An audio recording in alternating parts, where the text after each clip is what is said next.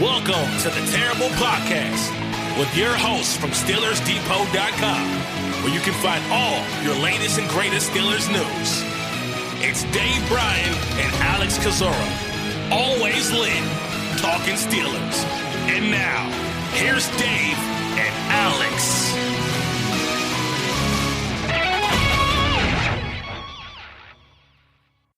Welcome to the Terrible Podcast, Season 12, Episode 56. He's Dave Bryan. I'm Alex Kozora, SteelersDepot.com. Thanks for being back with us on this Monday morning, Dave. And glad you guys are here, whoever is listening. I don't know how many people are tuning in today, but appreciate it with Pittsburgh coming off just horrendous loss, one of the worst losses, maybe the worst loss of the Mike Tomlin era, 41-10 against the Bengals on Sunday, dropping Pittsburgh to 5-1, and certainly putting their chances of doing anything this year in serious doubt.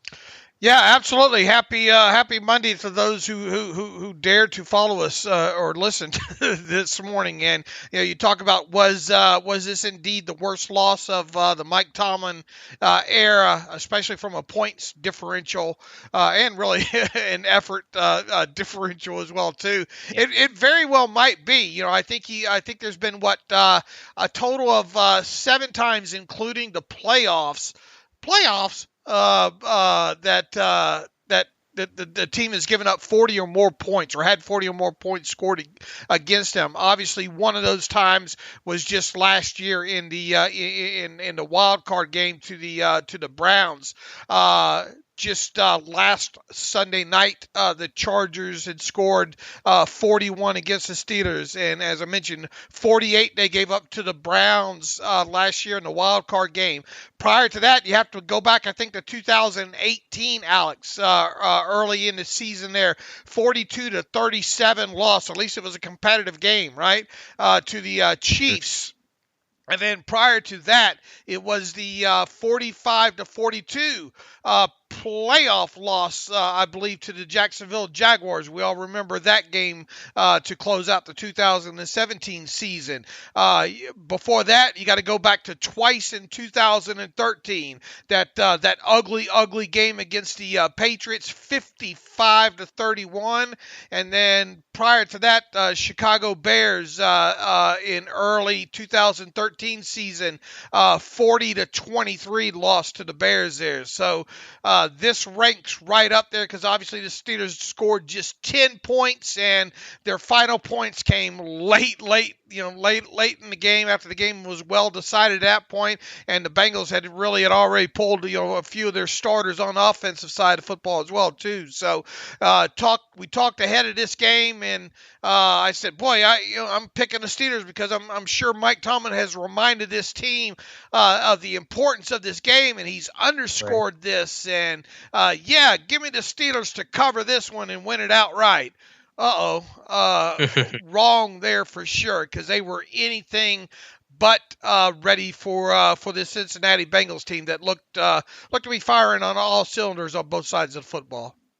Tied for the worst loss in Tomlin history with the 34-3 defeat to the Eagles in 2016, 31-point deficit, obviously, in both games. Last time Pittsburgh gave up 41-plus points in consecutive games, you got to go all the way back to 1989. Those first 2 games are Steeler fans who remember it so well, the 51-0 loss to the Browns, and then also identical scores, 41-10 to the Bengals in that week 2 of 89, a year in which Chuck Noll actually led that team back to the playoffs. So don't think that's going to happen again this year with Mike Tomlin. But you're right, Dave. That's the thing that gets to me the most is that all week, starting on Tuesday's press conference, basically the first thing that came out of Mike Tomlin's mouth was, this is a big week for Pittsburgh, and we're not going to shy away from it, not going to hide from that fact. And it wasn't must-win for me, but it was pretty darn close. It's an AFC North game. It's a really competitive battle, trying to get revenge on the Bengals who beat you pretty good in that week 3 game. You're thinking, okay, you're going to get back T.J. Watt, you're going to get back Minka Fitzpatrick, going to get back Alex Highsmith, who did not play in week 3. You have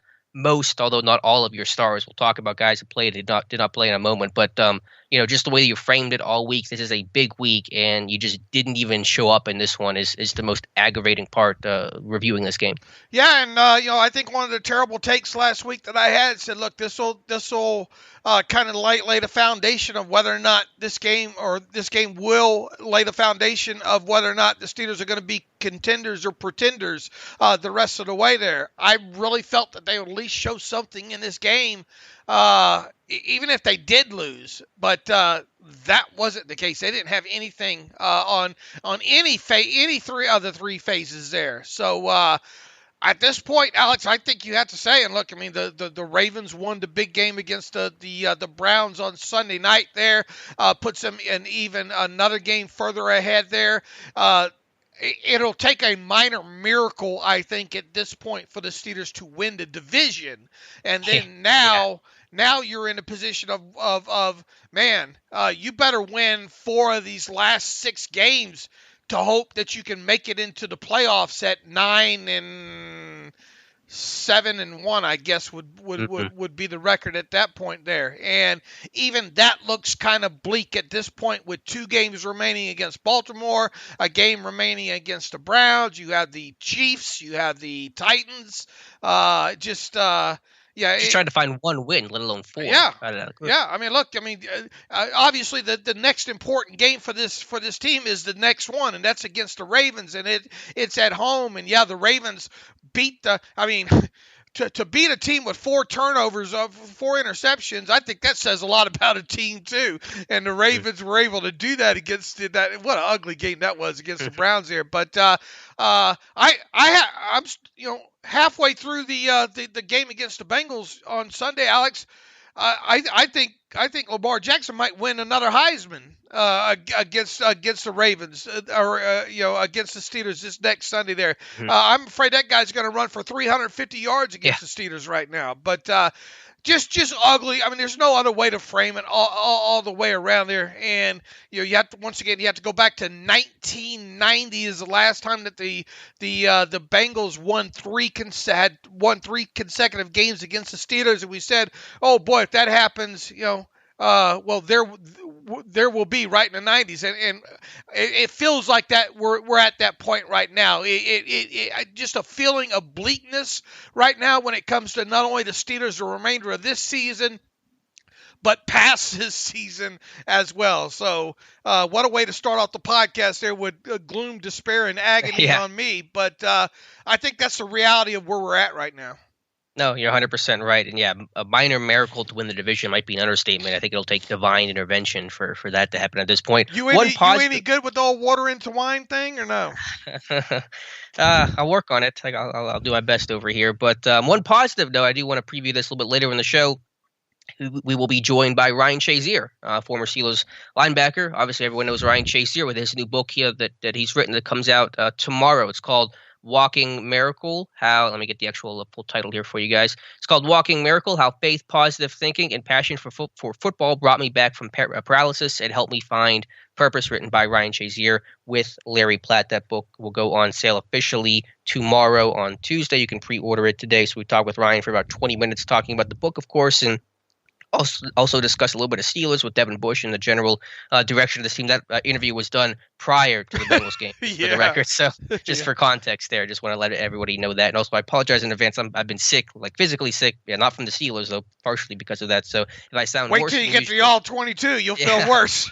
They're trying to put me in an early grave, I guess. But so I apologize in advance. I'm trying to fight through a little bit of sickness myself. All right, Dave, let's talk about this game here before we get into the disaster that was Sunday. Let's talk about what happened on Saturday, because there were a flurry of transactions. Tight end Eric Ebron and offensive lineman J.C. Hassenauer are both landing on IR, so they'll now miss at least the next 2 games after missing the Bengals game. Ebron with a knee, Hassenauer with a pec injury.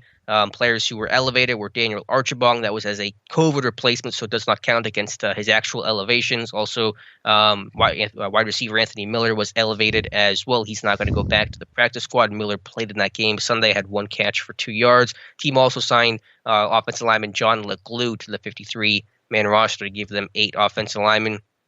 And finally, kicker Sam Sloman was signed to the practice squad. Not 100% sure what that reason is. Maybe just some COVID insurance later in the season with some COVID tests popping up for Pittsburgh. Sloman was with the team for about 2.5 weeks in training camp earlier this season. Yeah, flurry of moves there. I thought maybe they would elevate Steven Sims over Anthony Miller.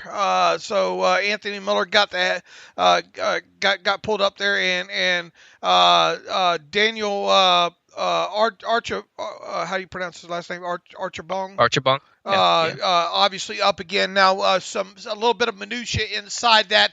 Archibong was the COVID-related player, designated COVID replacement for Ray McLeod. So that won't count against him. He's still got an elevation left in him. That was obviously Anthony Miller's first elevation since he was brought up as well too there. And for now, John LeGlue, as you mentioned, is on the 53-man roster for right now there. And yeah, it was a little bit of a surprise too to see the kicker Sloman back on the practice squad there. But Boswell obviously kicked on Sunday and seemed no worse for wear when it comes to that. So maybe it was just we're getting into the flu season, obviously COVID and all like that. Maybe that was more of a precaution related to that.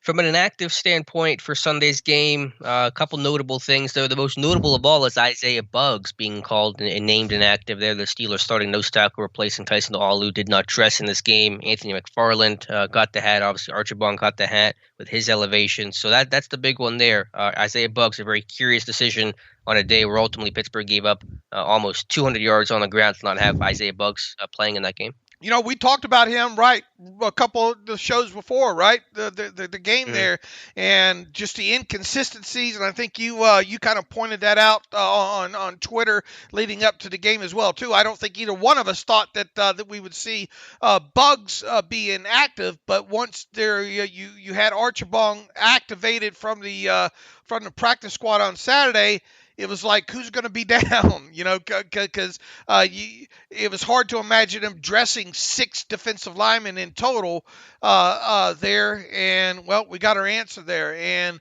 that's a heck of a message to send, I think, at that point. And now you have to wonder, with Carlos Davis practicing again and possibly, I think this next week coming off IR as a designated to return player, is that what's this mean for Isaiah Buggs? What did this mean on Sunday for Isaiah Buggs, and what does this mean moving forward for Isaiah Buggs? It doesn't mean anything good. I'll tell you that. And listen, I've been as critical of Buggs as anybody. He's one of the most frustrating players to watch on this team because I think physically he's gifted, but I think mentally he's just like a wreck assignment wise and doesn't really know like what's going on and getting his stance correct and things like that. But I mean, he was your nose tackle. There were no other good options. It was Cam Hayward who they ultimately started on Sunday, and Henry Mondeau were the only 2 guys that played nose tackle for him on Sunday. And both of those just aren't good enough options. I mean, Hayward can play nose, but that's not where he's going to thrive the best. You need that guy to thrive and make as many plays as possible. So, I mean, I don't understand that decision there. I know Tomlin was asked about that after the game and said, it was a sub-package game overall. And I have to finish up the charting here. And the Bengals were in a good bit of 11 personnel, 3 receiver sets. So they didn't see a ton of nose tackle action, but they came out in the game in 12 personnel, 13 personnel, 11, 13 personnel. So, I mean, they came out heavy and ran the ball obviously well in that opening drive. And so, listen, I know Buggs has not played particularly well this season, but he's the guy that you have, and you got to just play him. And so the fact he was inactive is a big shock. Yeah, the fact that he was inactive and Mondeau was active. Right. I mean, we were talking about maybe Henry Mondeau being possibly the odd man out there, and instead it's Buggs. So that's obviously not great when it comes to Isaiah Buggs and his future right now. And it will indeed be interesting to see what happens. Look, you got a couple of Davis twins over there, right, trying to get up to speed as well too. Back on them or on a moving train at this point. I have a feeling one of those 2 guys, if not both, will be seeing some time in these final 6 games, and that we might not have seen the last of Isaiah Buggs on the inactive list. Right, and for whatever it's worth, Archibong barely played in this game. I don't have the exact snap total yet. It's probably about 5, and some of that came garbage time in the last couple drives of this game. So, I mean, it wasn't like they had a plan for Archibong to play really at all in this one. So, a very curious decision there. And I have It to believe was it just five, because five exactly. You would be okay, correct, well, you sir. I mean, I have to imagine that just because Bug is such a wreck from an assignment standpoint, they just want to get guys they trust out there to try to play good assignment sound football, which I get. But, I mean, you see the results whenever, again, he's not going to turn this whole defense around, but he's a better option than what they ultimately landed on. Yeah, and we'll see what happens. Once again, I mean, Mike Tomlin said after the game there's going to be, potentially some changes here. Carlos Davis has got to be the next man up, in my opinion. As long as he's healthy, and able to play, I think that's where you go to next. I mean, you got nothing to lose at this point. I mean, this team's just getting run over weekly at this point up front there. And if it takes maybe putting both those Davis twins in helmets and kind of rotating them, and maybe sitting down Mondo and sitting down Isaiah Buggs, have at it. Sure. All right, Dave, let's talk about this game. And it was just the Bengals all the way from the very, very first drive. They score an opening possession. And they, as you said, they just ran all over Pittsburgh, as teams are now doing, it seems like, on a weekly basis. The Bengals 198 yards officially. Joe Mixon responsible for 165 of those. That's a career high for him. And Pittsburgh had 0 answers against the run. And that's been the theme all season, with just poor, tackling, poor inability to get off of blocks and just play assignment sound football. It's the same stuff, just a different week. Yeah, absolutely. And they were, I think you pointed out early, and the all 22 looks even worse than the TV tape end zone view. But they were just washing out. They were running kind of those outside zone plays, and even their inside zone plays. But I mean, those outside zones, they were just washing out in easy gaps for Joe Mixon to move through. And Mike Tomlin, obviously, right after the game, said both sides of the football in the trenches, the Steelers were dominated in, and it very much was that right from the get go against the run for the Bengals. I mean, they just marched down the field. It seemed like every time the back would get the ball, it was 6 to 9 yards. And went into this game, I think Joe Mixon had, 10 or 11 runs of 10 yards or longer on the season. Well, 2 of those, I think, came in the 2 or 3 of them came in the first meeting against the Steelers there. He was stacking 6 to 9 yard runs in this game, and obviously had over 100 yards on the ground in the first half, and they had no answer for it. And it does start right up the middle. Just another atrocious game by Devin Bush in this one, and early too. And I couldn't help myself, Alex. I had to pull from the all 22 clip this morning there of that early long run, kind of, I guess, an outside zone run by the Bengals in there. And you see Schobert, properly get over into his gap over there. Bush comes up to fill the gap that Mixon runs through. He pulled his towel out, Alex. Does that count? No. Only in flag football does that count there. But I mean, just awkward even trying to get to the gap there, and that play kind of encapsulates to me what this season has been for Devin Bush so far. And man, as you get further into this thing, he's just getting bodied right and left by offensive linemen coming to the second level. There's not much of a fight for him to even get off blocks at this point. It's atrocious up the middle. And we talked ahead of this thing. He was going to have to play a huge part in these next 2 games that the Steelers are going to stop the opposing AFC North offenses there. 0 for 1 as far as I'm concerned. And at this point, I kind of wonder if he gets much of a chance to go 0 for 2 against the Ravens, because the film really is that bad. I have not gone through the complete all 22 on defense, but I've got enough that I think I'm as sick as you are. Yeah, you don't have to watch the whole game to know how bad it was. Pittsburgh lost the point of attack on both ends of the football, and as you said, Devin Bush continues to struggle, and it may be harder for this team to find a replacement because Robert Spillane got hurt in this game. We should mention the injury report post-game. He had a knee injury, left midway through the game, and Pat Frymuth being checked for a concussion after that touchdown that he had, took a shot to the head from the safety coming over the top. So we'll see if Spillane's available. Bush started and played. Bush was taken out briefly after going off sides in that game on that, I think, opening possession, and was replaced by Spillane, but Bush played the rest of the way until the end of the game, obviously. So, if the team wants to make a move, I guess their only option would be if Spillane cannot play, then it'd be Buddy Johnson. And I don't know if they're going to play the rookie right now. Spillane, I tried to go back through, and he only played. It was announced after halftime that he had been ruled out with a knee injury, and it felt like he played longer than what he did. But he only logged 8 snaps, and as far as I can tell, it happened maybe late first quarter, early second quarter, whatever that play was over there by the sideline, I think there. But I mean, it's hard to pinpoint when exactly Spillane got injured. But once again, he only played 8 defensive snaps in total, and at that point, it kind of felt like maybe Bush was being benched, didn't it?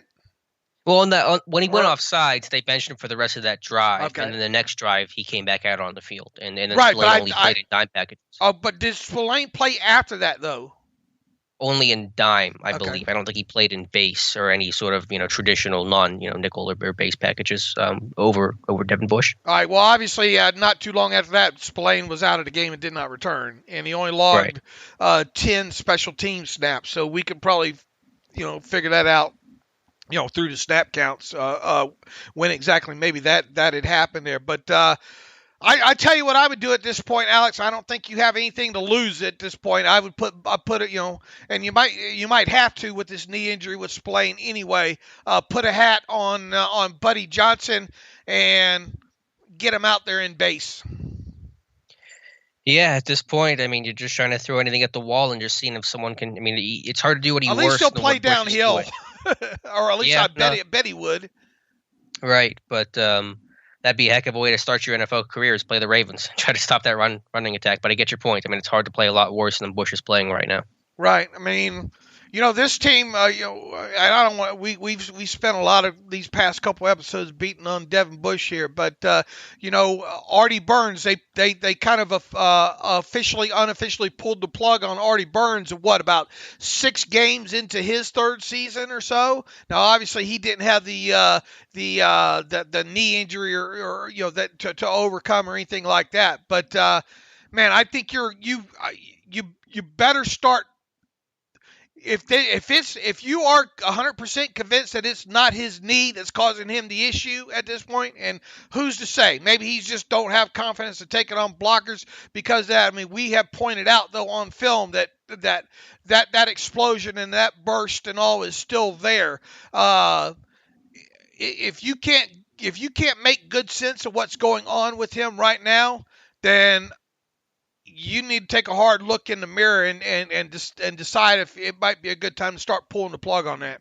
Right. Honestly, the reason, whether it's the knee or not, does not matter. He's not playing well enough. That's the bottom line. You make the decision based off of that, regardless of whatever the reason may or may not be. If it's knee, if it's psychological, the tape is the tape, and it's not good enough, not even close. You owe it to the rest of the team and their effort to put the best players you can out there that gives you the best chance to win.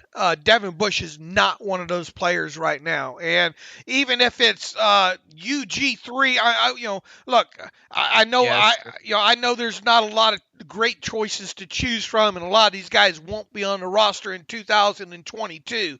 But you have Marcus Allen, you have UG3, you have guys that have some experience in that defense there. So not necessarily Buddy Johnson, but wouldn't you? I mean, if he is showing you anything in practice as far as knowing this defense and playing downhill, at least in the base package, I would seriously consider this at this point. And and if Devin Bush can't play any special teams for you, then he just needs to be inactive. Plain and simple. So that's where I'm at with this kid. And people are asking me, well, is this something now that Dave, you're right. Dave, you're right. Now can this be overcome? I'll be surprised, Alex. I'll be surprised. I think this is this trending towards bust level right now. Yeah, I mean, it's hard to see how this thing gets fixed, at least this season. Yeah, I probably wouldn't play Buddy Johnson, but that's a really good point about Marcus Allen, UG3. I think I'd play one of those guys, maybe Allen first over UG3, but I'd give either of those guys a look at this point just to try to do something different because you're going to keep doing the same thing that you've been doing. You're going to get the same results you've been getting, and it's just not working, obviously, for this team right now. Yep. That's where now look was the defensive woes more than just Devin Bush on Sunday? Absolutely, but he did play more than his fair share of role in it.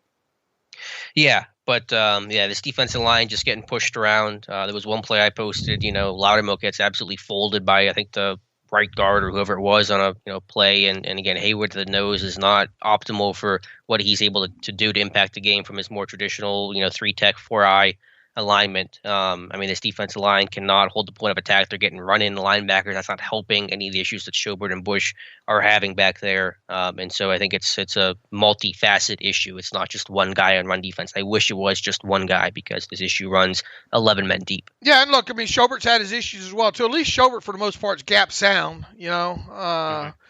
He's just not making the plays that you would hope he would make, and then you get guys running loose in the secondary, and it seemed like every time you bring a guy down or brought him down in that game against the Bengals, you're bringing him down and he gets 4 extra yards on the way down. It just Right. had to feel like it really felt like the field was slanted every time the Bengals had the ball, and they're just running downhill, and nothing the Steelers could do about it. But now you look at this team the last 4 games specifically, and the amount of yards that they've given up on the ground. Why wouldn't you run on them? And you now you got a Ravens team that, they have a quarterback that can run too on top of it. So now you have to defend against not only their power running game with Ricard and all like that, and but a very, very mobile quarterback in Lamar Jackson who will put 90 on you just if you play well. On the ground. So imagine 90 is a good outcome. If Lamar Jackson rushes for 90, you think, my God, who's going to the Pro Bowl from the Steelers here? But then you move forward and think, man, how much worse is it going to get than that?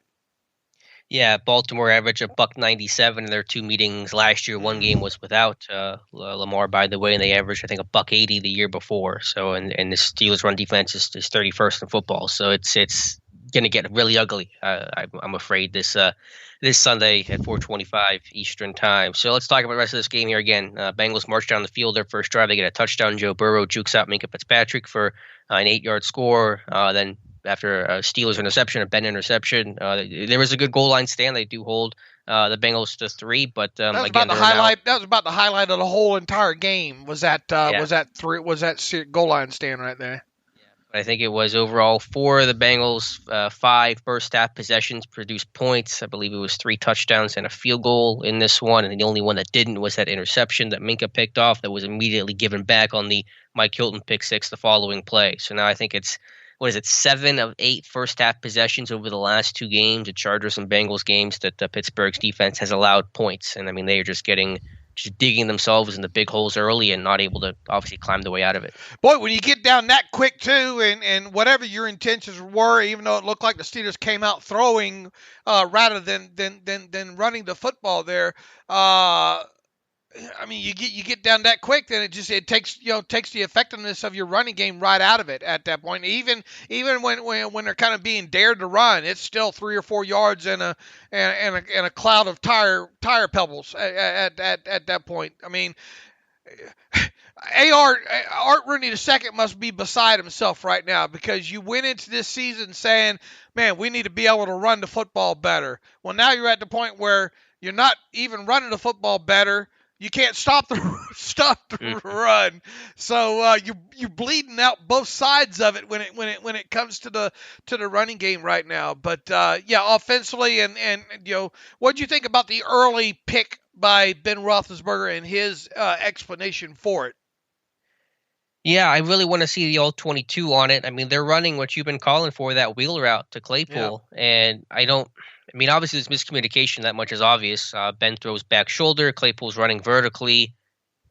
I mean, if it's a wheel route, typically that ball's supposed to go vertical, and Right. Claypool does win, inside, and so you think that ball's going to go vertical on the wheel.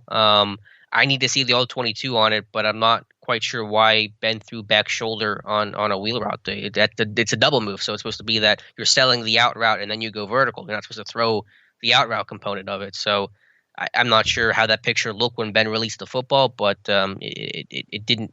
In that case, it didn't feel like it was on Claypool. And what did Roethlisberger? What was his exact quote on that? I'll have to pull it up here. Give me 1 second to. I mean, he said it was. I had to step up in the pocket. I had to let it go of it a little sooner than I wanted to. It was a double move. I let go of it like I was going to go outside them, and he ended up coming in, going inside him. It wasn't the wrong route. It's just let go of the ball probably a little bit too soon, and unfortunately worked out the way it did. So it sounded like he's just trying to put one in the area, maybe, and hope Claypool, was able to stop his route, I guess, and it was just a bad decision and a bad throw by Roethlisberger. It sounds like it doesn't sound like it was miscommunication or anything along those lines.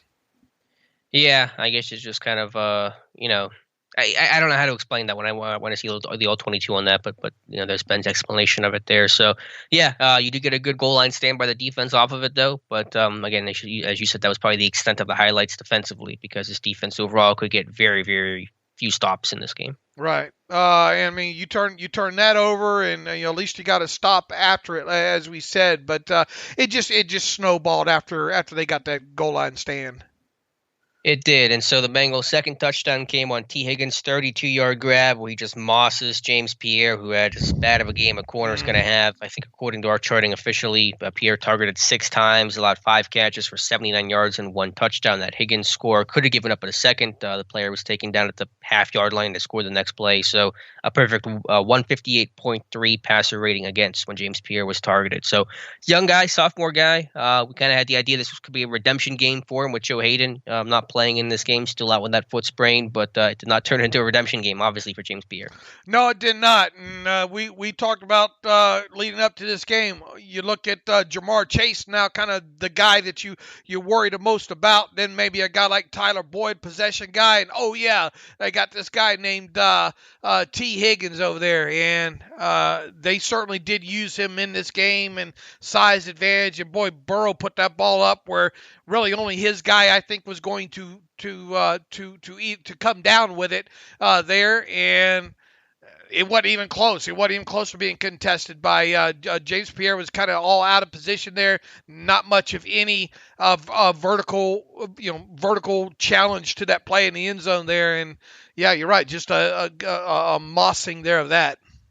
I mean, Pierre had good positioning downfield, but at the catch point, he's not even looking at the football. Right. His back gets turned, and he's in, as you said, no position to actually contest the catch. And so, I mean, he had it, good until the end. But quarterbacks are defined by how you play the ball at the very end, and those define catches versus incompletions versus interceptions. And Pierre just totally looked lost on that one. You're right. Jamar Chase, Tyler Boyd did not overall have big impacts on this game. Chase went 3 for 39, Boyd 2 for 13. It was Higgins though, 6 catches, $114. And that touchdown. And so they didn't have to throw the football a lot in this game, just 24 attempts for Joe Burrow, but Higgins making the big plays for him downfield. And you look back at that first meeting between these two teams and how, and one of my keys was you got to make the Bengals run more plays or at least drop back to pass more in this game. And, the Steelers obviously couldn't do that, especially once you got past halftime there. Burrow had 24 attempts. How many times was he sacked? 2 or 3 times in this game? 3. I think it was 2. Let's see. How many times was he sacked? Hayward had 1, and Wormley had 1. So 2, and then how many scrambles did he have in this game? The touchdown, I think 1 attempt for 8 yards, and that was a touchdown. Okay, so 3 on Detroit. So 27 dropbacks in total in this game. That wasn't nearly enough, and he was when he did get rid of the football for the most part, he was completing his passes, and really they weren't close to even being contested. Right, and that speaks to just the overall change of personality defensively this year for Pittsburgh. Fewer blitzes, more zone coverage, less contests, less pressure, obviously. Just not really put in a position to create big plays. When you're not getting pressure, when you're playing more off coverage, when you're tackling the catch, you're not going to be a defense that takes the football away too often. Right. And the one interception you, of course, get, you give right back on the second Ben interception where he gets, Dan Moore gets walked back. And so it's hard to blame Ben too much for that one, but, still a painful play. Yeah, Mike Hilton was sitting on it though too. So I'm not even sure if that ball maybe not that ball might get intercepted even if Roethlisberger does get it out kind of cleanly there. But he did have to throw over the top of Dan Moore's helmet there, and that and the break that Hilton had on the ball, pick six. Good for Mike Hilton. You know what? I think you and I were sad to see Mike Hilton not get re-signed this offseason, and especially for the amount of money that he only ended up getting with the Bengals there. That was a heck of a redemption game for him, especially getting that pick six, first of his career, right? According to him as well too. So you hate to golf clap the other team here, but you had to know that made his day for sure.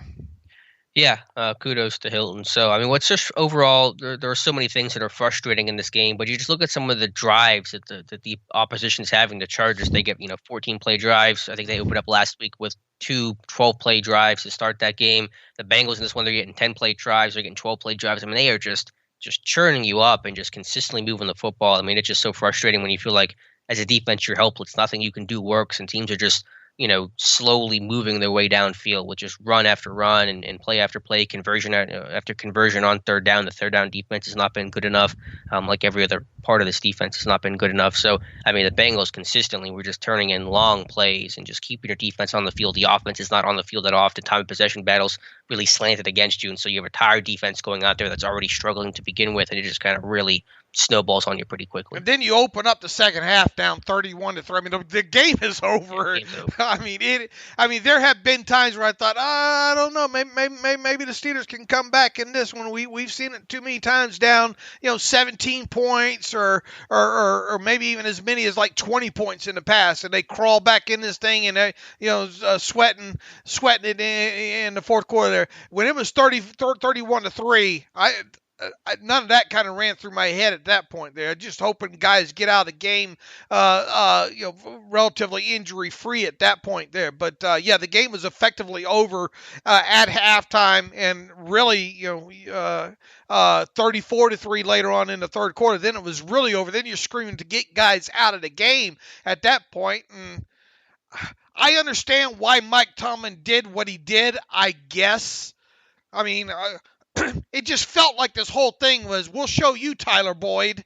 Right. And if that was your reason, then that's the wrong reason. I think. I might be wrong, but I mean, a lot of people might disagree. Tomlin asked about that after the game and just said basically we needed the work. Guys needed the work, and so that's why Ben played the entire game. Cam Hayward, T.J. Watt were playing well into the fourth quarter. They didn't ultimately play the last series or two, but essentially played the entire game. So I get what Tomlin's saying, and I know it's tough to bench Ben. I mean, he's always kind of got that go down with a ship mentality. But, man, you got a physical game coming against Baltimore, then a short week after that, a Thursday game against Minnesota. I think at that point you just kind of take the rest and take your lumps and pull those guys. But how much will it even matter, I guess, is a valid question at this point. Well, look, I mean, Ben talked about the decision to get Najee out of the game. Well, thank God for that. I mean, that guy's was already overworked snap-wise anyway there. I knew Ben wasn't going to come out of that game. I knew it. I mean, but everybody knows it. I mean, he's not going to. But there comes a point where you have to make the right decision for the team, and I think at that point, okay, give them a drive into the fourth quarter, okay, to say we're not giving up or whatnot. But at that, when you don't score at that point, or when you did, well, actually they didn't, because it became 41-3 very quickly in the beginning of the fourth quarter there. did tell Ben, we got to get you out of here. Let's get Mason some work here. Look, you had a guy that you just activated to the 53-man roster or put on a 53-man roster in John LeGlue. Why not get him in there and get him some snaps? You know that guy's going to give you 120% at that point because he's thankful to get some snaps in that game. Mm-hmm. You have Zach Banner. Can't you get Zach Banner some snaps at right tackle at that point there? I mean, you're already putting in guys, Balaj and Snell and Anthony McFarland in the backfield. You had a guy that you called up in Anthony Miller. Why not get him on the field for some snaps there? So, I mean, I understand, I guess, why the decision was made to leave these guys and why Ben didn't want to come. Ben never wants to come out of any game, whether he's up 41-3 or down 41-3. But there comes a point where you just got to who's making the decisions here, and what's like you said, what's best for the team. You got to after you play the Ravens, which is going to be another tough game. Then you have a short week against the Vikings there. All that needs to be brought. This just can't be. We're going to show Tyler Boyd we don't quit here, because that's kind of what it felt like towards the end of that thing. And what's with the silly timeouts at the end too? Right. Yeah. I mean, I guess that's that whole never say die mentality, but at some point you just got to say, this game's over. I think it's a good point about the offensive line in particular, because changes are probably coming, and so why not play Zach Banner? Because if you think you might start him or play him more, he probably needs those reps. He actually really does need those reps after missing so much time this season. I suppose maybe their calculation was, if we're leaving Ben in, we're going to leave the starting offensive line in, because you don't want to put in a guy like LeGlue his first NFL snaps and take the risk of him giving up a sack and getting Ben hit or something like that. But all the more reason to take Ben out at that point and let Rudolph come in and finish it up and have some backup offensive linemen, especially Banner, get some valuable reps. Right, and look, I mean, Kendrick Green's played a lot of snaps too, and are you telling me Kendrick Green's snaps are all of a sudden going to get better by leaving him in that game?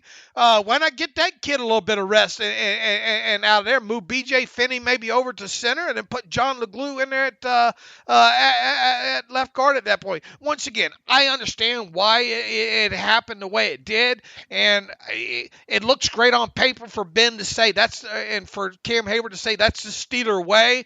All right, but come on, it's the Steeler way losing 41-10 to the Bengals? Yeah, no, that's a good point. It's 34-3. The Steeler way's out the window at that point there. So, I mean, we're already criticizing this team and going to rip them apart for the loss and how they lost, but I just don't understand. I understand why, but I don't understand why, and I don't like it. It really, really felt like we're going to show one guy on their team that we're not going to quit. And if that was the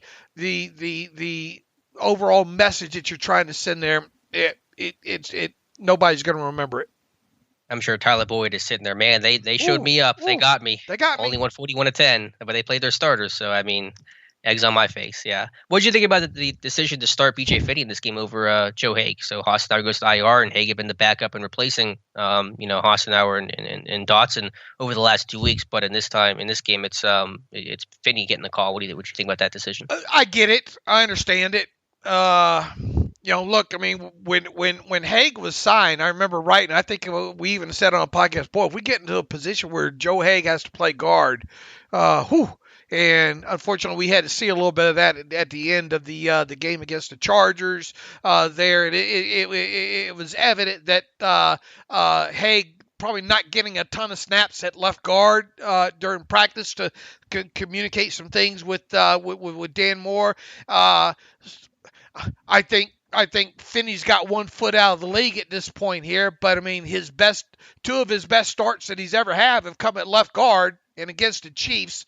So I guess I understand that. And I don't know how much of we got to stop giving Joe Haeg snaps so we can get to I don't think that plays a calculation.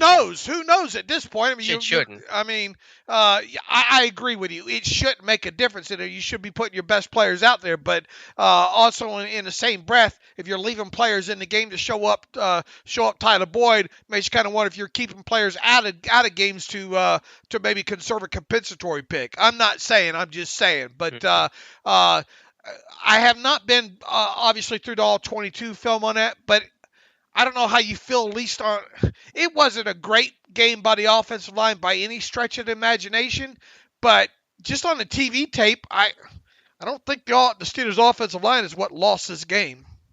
No, I don't think that. I think in pass pro they did an okay job. I mean, overall, the Bengals front's pretty formidable, and overall the pass pro seemed decent. But I mean, this team can't get the push in the run game, and they have to run the ball well to have success in this game. To have a chance in any game, they have to run the ball well. And your better run blocker is Joe Haeg over B.J. Finney, and it didn't feel like this line got to push it all. I don't think Finney played bad in this game. I need to watch the tape. Obviously, I think he was probably just adequate, but. I mean, is that your best? You got to put your best run blockers on the field, in my opinion. And Haeg, to me, is the better run blocker by far over B.J. Finney. Who would you think? And I forgot to even look at it this morning. I was so geared up to try to get some all 22 digested before we got on. Who would you think had the best? Not that PFF grades mean anything, people, but they are kind of fun to look at after the point here. Who would you think graded out the best? How would you rank the offensive linemen as to how they potentially graded out in this game? Well, I might be cheating here a little bit because I think I saw a tweet from you that said the tackles graded out okay, at least in pass pro. So that was only PFF's initial recap after the game. So this was well before they released their grades. Okay, so that's their initial grades before that. Their system's weird. I'm gonna guess a core 4. You would be correct. That's number one. Okay. Number one, and then 76, number 2. 76.3 he graded out. So not a bad, not according to them. And it kind of felt like he played okay to me. Yeah, number 2, I'm gonna guess Trey Turner. No, actually, B.J. Finney. Okay, what was his grade? 73.8 overall. So pretty close to a core 4, not a huge drop off there.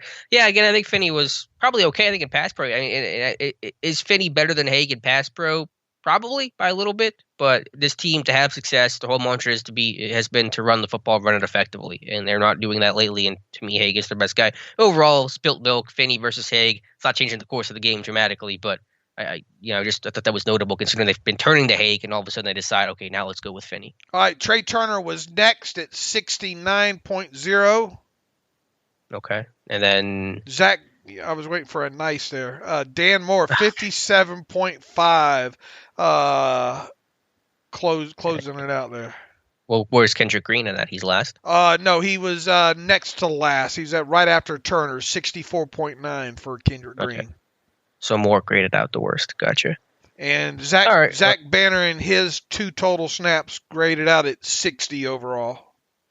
Well, where did his snaps? He came in with jumbo sets, right? They keep running those, and man, you do that. The Bengals go and they go heavy. They bring 5 defensive linemen. I don't know what the success rate on those plays were, but I don't think it was good. I mean, not that anything was good with this run game overall in this game, but I don't know why this team is so hell-bent on going heavy against the Bengals. Probably not surprising Deontay Johnson graded out as the Steelers' best player. At least Deontay Johnson showed up. He had a couple of nice catches in that game. 79.8 grade for him. And Freiermuth in his 4 catches, 71.7. So the top 5 grades for the Steelers in this game offensively was Deontay Johnson, Chikwamo Okorafor, B.J. Finney, Pat Freiermuth, and Trey Turner. Those are your top 5 grades offensively. Ben Roethlisberger graded out last at 50 grade overall. Let's talk about the skill positions offensively. Dave, Deontay Johnson, you said played well. Freiermuth had that touchdown catch late. But again, why are you playing Freiermuth? Now he's got a concussion or potentially has a concussion. He might not be available for you against the Ravens. You're going to need that guy. Ebron's already out of the lineup. So, again, those are all hindsight things, but questions that are certainly worth asking, and I suppose because Rader wasn't active, you kind of had to play. Maybe you couldn't bench Freiermuth the way that you probably would have maybe done otherwise. So I don't know, but it really just kind of feels like, why are those guys still playing in garbage time? What'd you think about Claypool's play? Really emblematic of who he's been overall this season, just so hot and cold, kind of the Isaiah Buggs of the Steelers offense. Such a physically gifted kind of guy, but man, it's just for every good play, you get 2 or 3 bad ones. I mean, you have a couple of downfield wins, a couple of long catches, which was his calling card and what he needs to be for this team. But I mean, this guy's off his feet on seemingly every single pass that gets thrown his way. Some easy drops, the one slant. I know Ben threw a little bit late on that one, but man, Claypool's wide open and looked like he never caught a football in his life before. I mean, you're just so hot and cold, so inconsistent, so tough to trust, and a guy that just is not taking that second-year leap. And then the silly penalty that he had, the face mask penalty as well, too.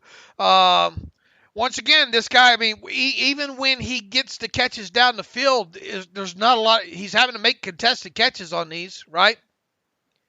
Yeah, but that's what he was drafted to do. Sure. I mean, obviously, as you said, he wasn't the true burner that would really stack guys. He was more the jump ball kind of a guy, and he did do that, at least once or twice in this game. But for those two good bad plays, there were like 3 or 4 negative ones. I personally feel that he needs to become a big slot, and you need to get you a real Z moving forward. Obviously, that's not going to happen now or the rest of this season, but you better take a good hard look at what Chase Claypool is and isn't at this point. Not a good sophomore season for him at all, right? I mean, in fact, this whole offense, it's run the counter, run some sort of inside zone, quick RPO pass or slant, and then throw it outside the numbers on a one-on-one situation. That's the Steelers offense right there. Thanks for playing. And then punt. And then punt, basically right. The way it goes. Yeah, I mean, they're averaging, 20.4 points per game. That's roughly 25th, 22nd, just eyeballing it right now. I mean, when your defense is not playing well at all either, it's a bad recipe. Even when they run successful, it doesn't feel like they're running successful, I mean, they're getting the bare minimum of what the success rate calls for. What was their rate in this game? Do you know what the numbers were? I stopped. My halftime notes was it just doesn't matter. Yeah. I mean, that's how removed I had been even by halftime from trying to evaluate this thing, because it went into the crapper that quick there. But no, the run success rate wasn't great at all. And even when they are getting 4, on 1st and 10, you need 4 yards or more. Well, they're getting 4 yards on these successful runs. And we've talked about, just look, Joe, the Bengals had 3 explosive plays, and 2 of them were by Joe Mixon on the ground. I don't know how many times I got to say this. It's stealing when you get an explosive play on the ground like that. And the Steelers just seem to give those up right and left, and they don't get them on the back end. And yeah, the offensive line, give Najee Harris a good offensive line. You're still not going to get the volume of explosive plays that you think that you're going to get, even if you have an improved offensive line there. So, man, I understand why. It gets into the realm of who else were you going to draft with that pick, in the first round. And Najee might have been the best of the lot there. Hindsight being 2020 and all like that. But even so, I don't think you're going to end up getting I don't think you're going to get the Joe Mixon, who's another explosive back around the league there that just constantly rips off the 20-yard runs. Like a Nick Chubb or something. Yeah, like that? even a Nick Chubb. I mean, that kind of thing there. How much better do you expect their running game to get, not only this year, but moving past this year? Well, obviously you have a chance to add offensive linemen in the future, and so who knows what happens there. It depends on just the guys they get and how well those guys play. So I think Harris is a good player, still the right pick overall. I don't have any regrets about that. I mean, it's all about trying to build that offensive line up more, and they'll certainly have an opportunity to do so in the future. So I'm not going to talk about the future and what Harris can or can't do in 2022 and beyond. It feels like they need some lightning to go along with him, and I don't think Anthony McFarland's going to be that lightning. I mean, Le'Veon Bell was a great back, and he was never the explosive guy, obviously, and he had tons of success. So I don't think you need that lightning. You just need more consistency up front. Hopefully, with time and growth and 1 or 2 more additions, we'll bring all that. Yeah, we'll see. I will say on by the way, first half run success rate 3 of 7. Pittsburgh was, and by that, but then at that point, second half, you couldn't really run the football at all, and it all became pretty moot anyway. But with Claypool in the slot, I totally get what you're saying, Dave. But I think you're a slot receiver. You have to trust that guy. You have to you have to be fully confident in his hands, his route running, his IQ, and just everything like that. And I don't think anyone trusts Claypool fully right now. Just overall the inconsistency of his game. You want a really consistent, steady player, a Juju type of guy, someone like that. And Claypool is just too inconsistent for me to view him as that slot guy. Well, it's either what are you going to do with Juju? Obviously, we got plenty of time to talk about this, but I think you're kidding yourself if you're expecting Claypool to be your Z. And obviously, Deontay is one of the better X wide receivers in the league. So, are they going to re-sign Juju? And if they do, I mean, obviously Juju's going to be your guy in the slot there. I mean, are you expecting Ray McCloud to be with this team past this season? Maybe, but it'd be more in that return role than a slot receiver role. All right. Well, he would be your backup slot probably if he is. Sure. Yeah. There. I mean, what are you gonna do at the Z? Obviously, James Washington is not going to be back. Pinning Claypool in as your Z for the next 2 seasons is a disaster.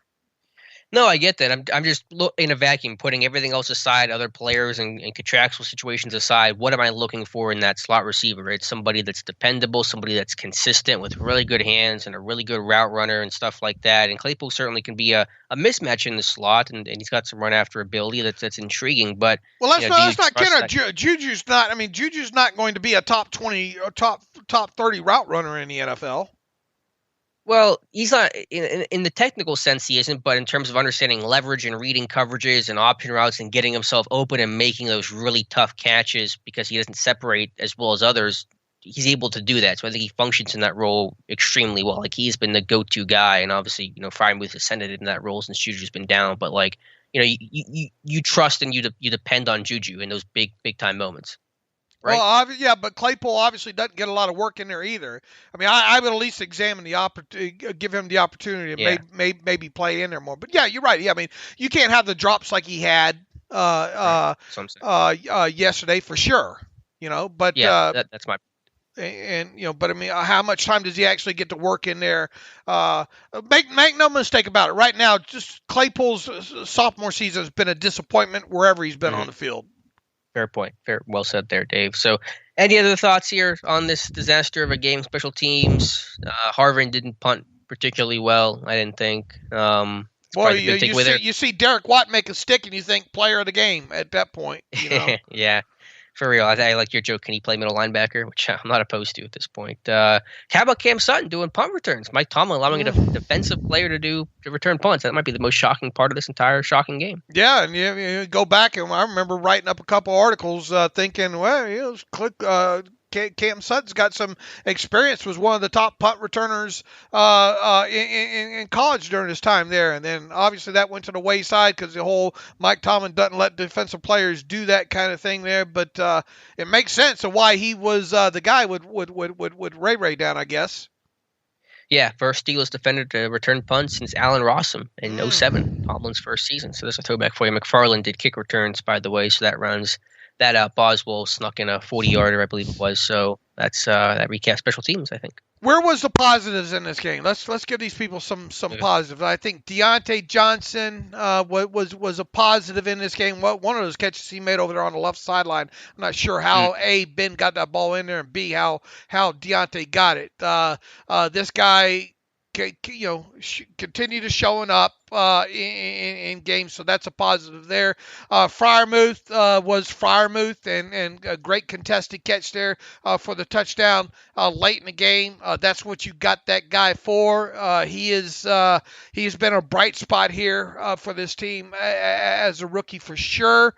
What else is a bright spot coming out of this game?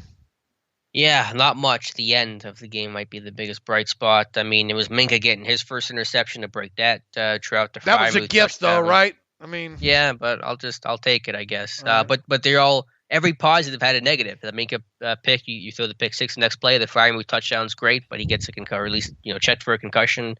after taking that hit there. So there's negatives coming with those positives, which really sums up how bad this game was. Anything, other than those on the defensive side of the ball that gives you sort of any kind of warm and fuzzy, I guess?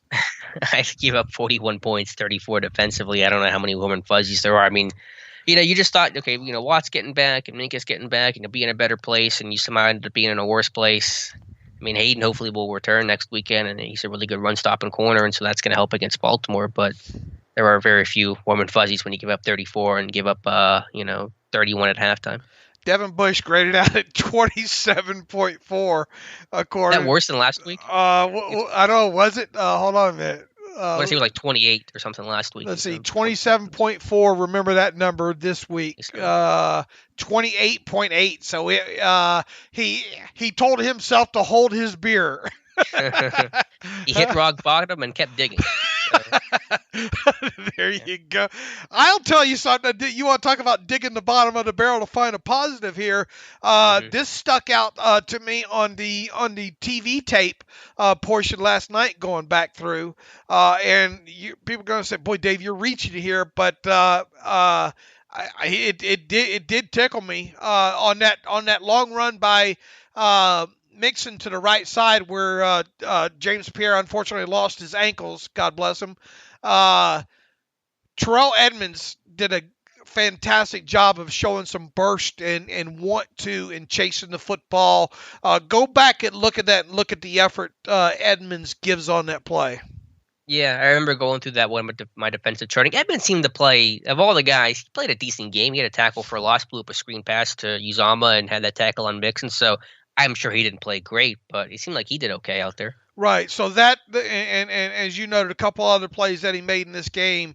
I mean, that's how far down I got into trying to look for some positives there. But I did come away thinking, well, it wasn't a bad game for Terrell Edmunds, at least another former first-round draft pick there. But the inside linebackers, Schobert and Bush, both very, very poor games overall. How there. Did Schobert grade out? Right above Devin Bush, 31.0.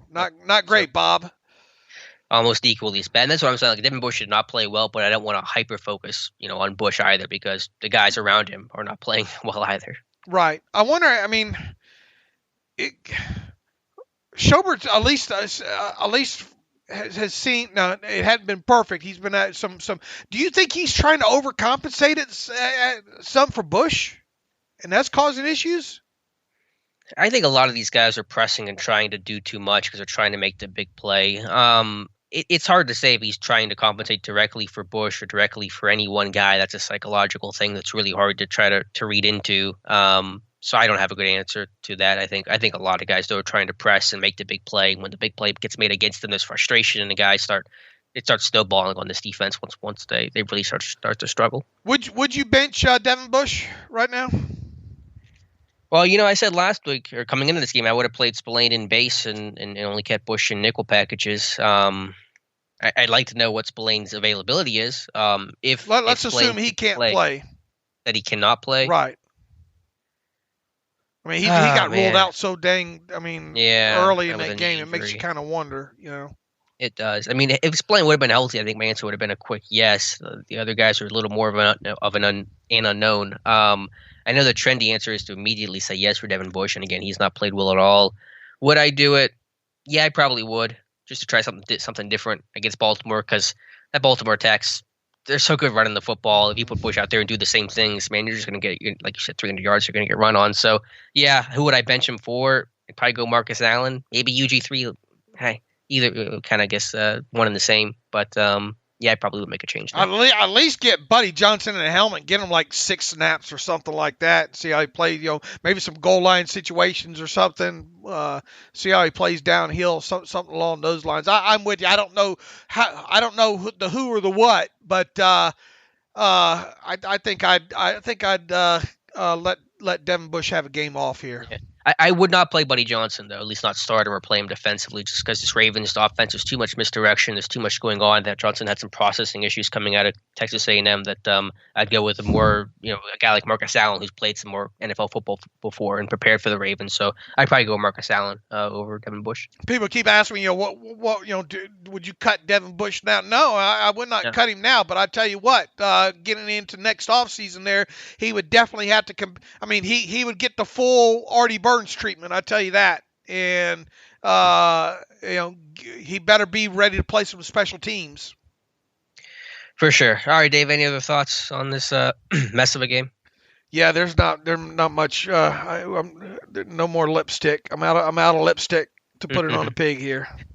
All right, Dave, I know a 41-10 loss is not the perfect lead-in for an interview we have that we're both excited about. But, again, Ryan Shazier talked with him last week before the Bengals game. So in full context, he's got his book coming out. It comes out on Tuesday. It's called Walking Miracle, How Faith, Positive Thinking, and Passion for Football Brought Me Back from Paralysis and Helped Me Find Purpose, written by Shazier and Larry Platt. About a 20-minute interview talking about the book, the origin story, the life cycle of him writing this book, and a little bit of conversation about Pittsburgh as well, including his thoughts on Devin Bush. Let's take a break here, talk with Ryan, and then come back.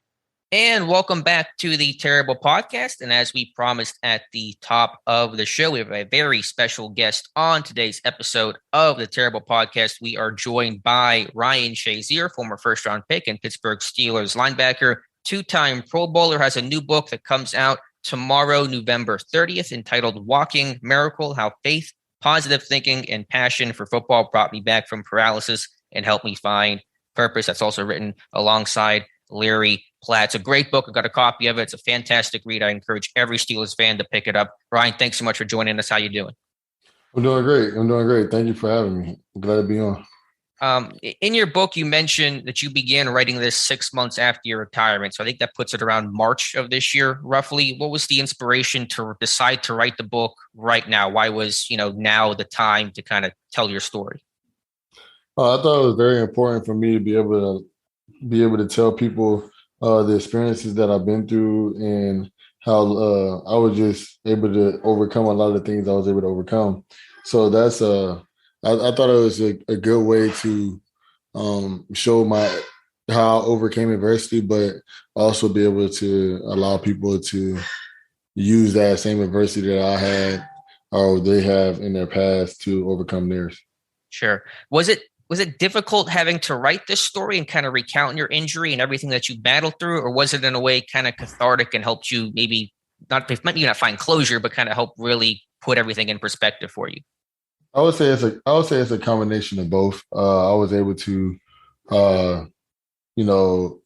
use it a little bit as therapy, but then also it was tough going through some moments. But I'm glad I was able to tell them and let everybody know what I've gone through. Right. Throughout the book, you have multiple mentions. I thought it was really interesting to people like Malcolm Gladwell, the Stoics, Kaizen. Were those things that you really discovered primarily after your injury, or were those things part of your life before the injury? And if they were after, how did they kind of help you put perspective and get you through your rehab and recovery? Yeah, those are things I definitely learned as I was dealing with my injury and fighting over my injury. I read a few different books, and it was just showing me how to deal with obstacles and how some obstacles are presented, and you just have to allow that obstacle to kind of lead you in a certain path, while a lot of people allow obstacles to define them. I didn't want that to happen to me. Mm-hmm. So I just, throughout my injury, I was learning more and studying those guys, and it helped me be able to be the person I am now. Brian, I like to practice mindfulness. I came across that, I don't know, about a year ago or so. And I've always been a fan of how powerful the mind really is. And obviously you are well aware of that as well, too. When did you, at what point did maybe you start practicing a little bit more mindfulness there, and have you researched that aspect of kind of, that, the Buddhism religion and all like that? Has that played any part of in your rehab and all? I wouldn't say the Buddhism religion. I'm a Christian follower of Right. God, but I would just say, you definitely have to be more mindful. Just think about how things are and where you want them to be, but just kind of controlling your mind a little bit more and not letting it wander, because sometimes when a wandering mind can lead you in the wrong direction. So I try to stay as positive as possible, stay as focused as possible, and allow those things to help me become a better person. And that's the take I'll really take from it. But yeah, but the Buddhism the Buddhism, that's a different religion. And I wouldn't say that I follow that religion, but I would just say the mindfulness and just, calming your mind and those type of things, I think is very important. And a lot of people probably don't know that I believe you are now owner of a trucking company as well too. Is that correct? And boy, what a great time to I guess get into that right now. How did you go about getting into that end of that industry? But while I was playing football, I knew I wanted to be a business owner. I knew that I wanted to get into entrepreneurship. I just didn't know what phase it would be. And as I continue to, overcome my injury and get better, I had to think more about, all right, what's the next step in life, where I wanted to be in life, and uh, becoming a business owner was one of them. So I just started to think of different avenues that I can get into, and trucking was one of them. And I'm really excited that I'm in it. And when you look at kind of transitioning into the Steelers, obviously you still follow them very closely. And right now, this is being recorded the day after the Steelers lost to the Chargers on the road. And right now, it looks like Devin Bush is kind of going through a few struggles there on the field. What are you seeing when it comes to the play of Devin Bush? And is there anything specific that you can pick out of things that he's going through right now? Everybody goes through the ups and downs. Devin was doing really well, then he got injured. So it's always tough coming back from an injury. And the thing is, people always see you when you're at your best, but it's really to criticize people when they're not playing at their best. So I think it's Devin's still, overcoming the injury a little bit, and then he's just still trying to fill it out. I think Devin's a great player, and right now it's just, he can just everybody can continue to get better. So I think it's things that he can continue to get better at. I know it was times where I was playing and I knew it was things I had to get better at, and I wasn't playing at a level I wanted to play at. So I feel Devin probably feels the same way. And I think Devin would definitely tighten it up and get things back in order the way he wants it to be pretty soon.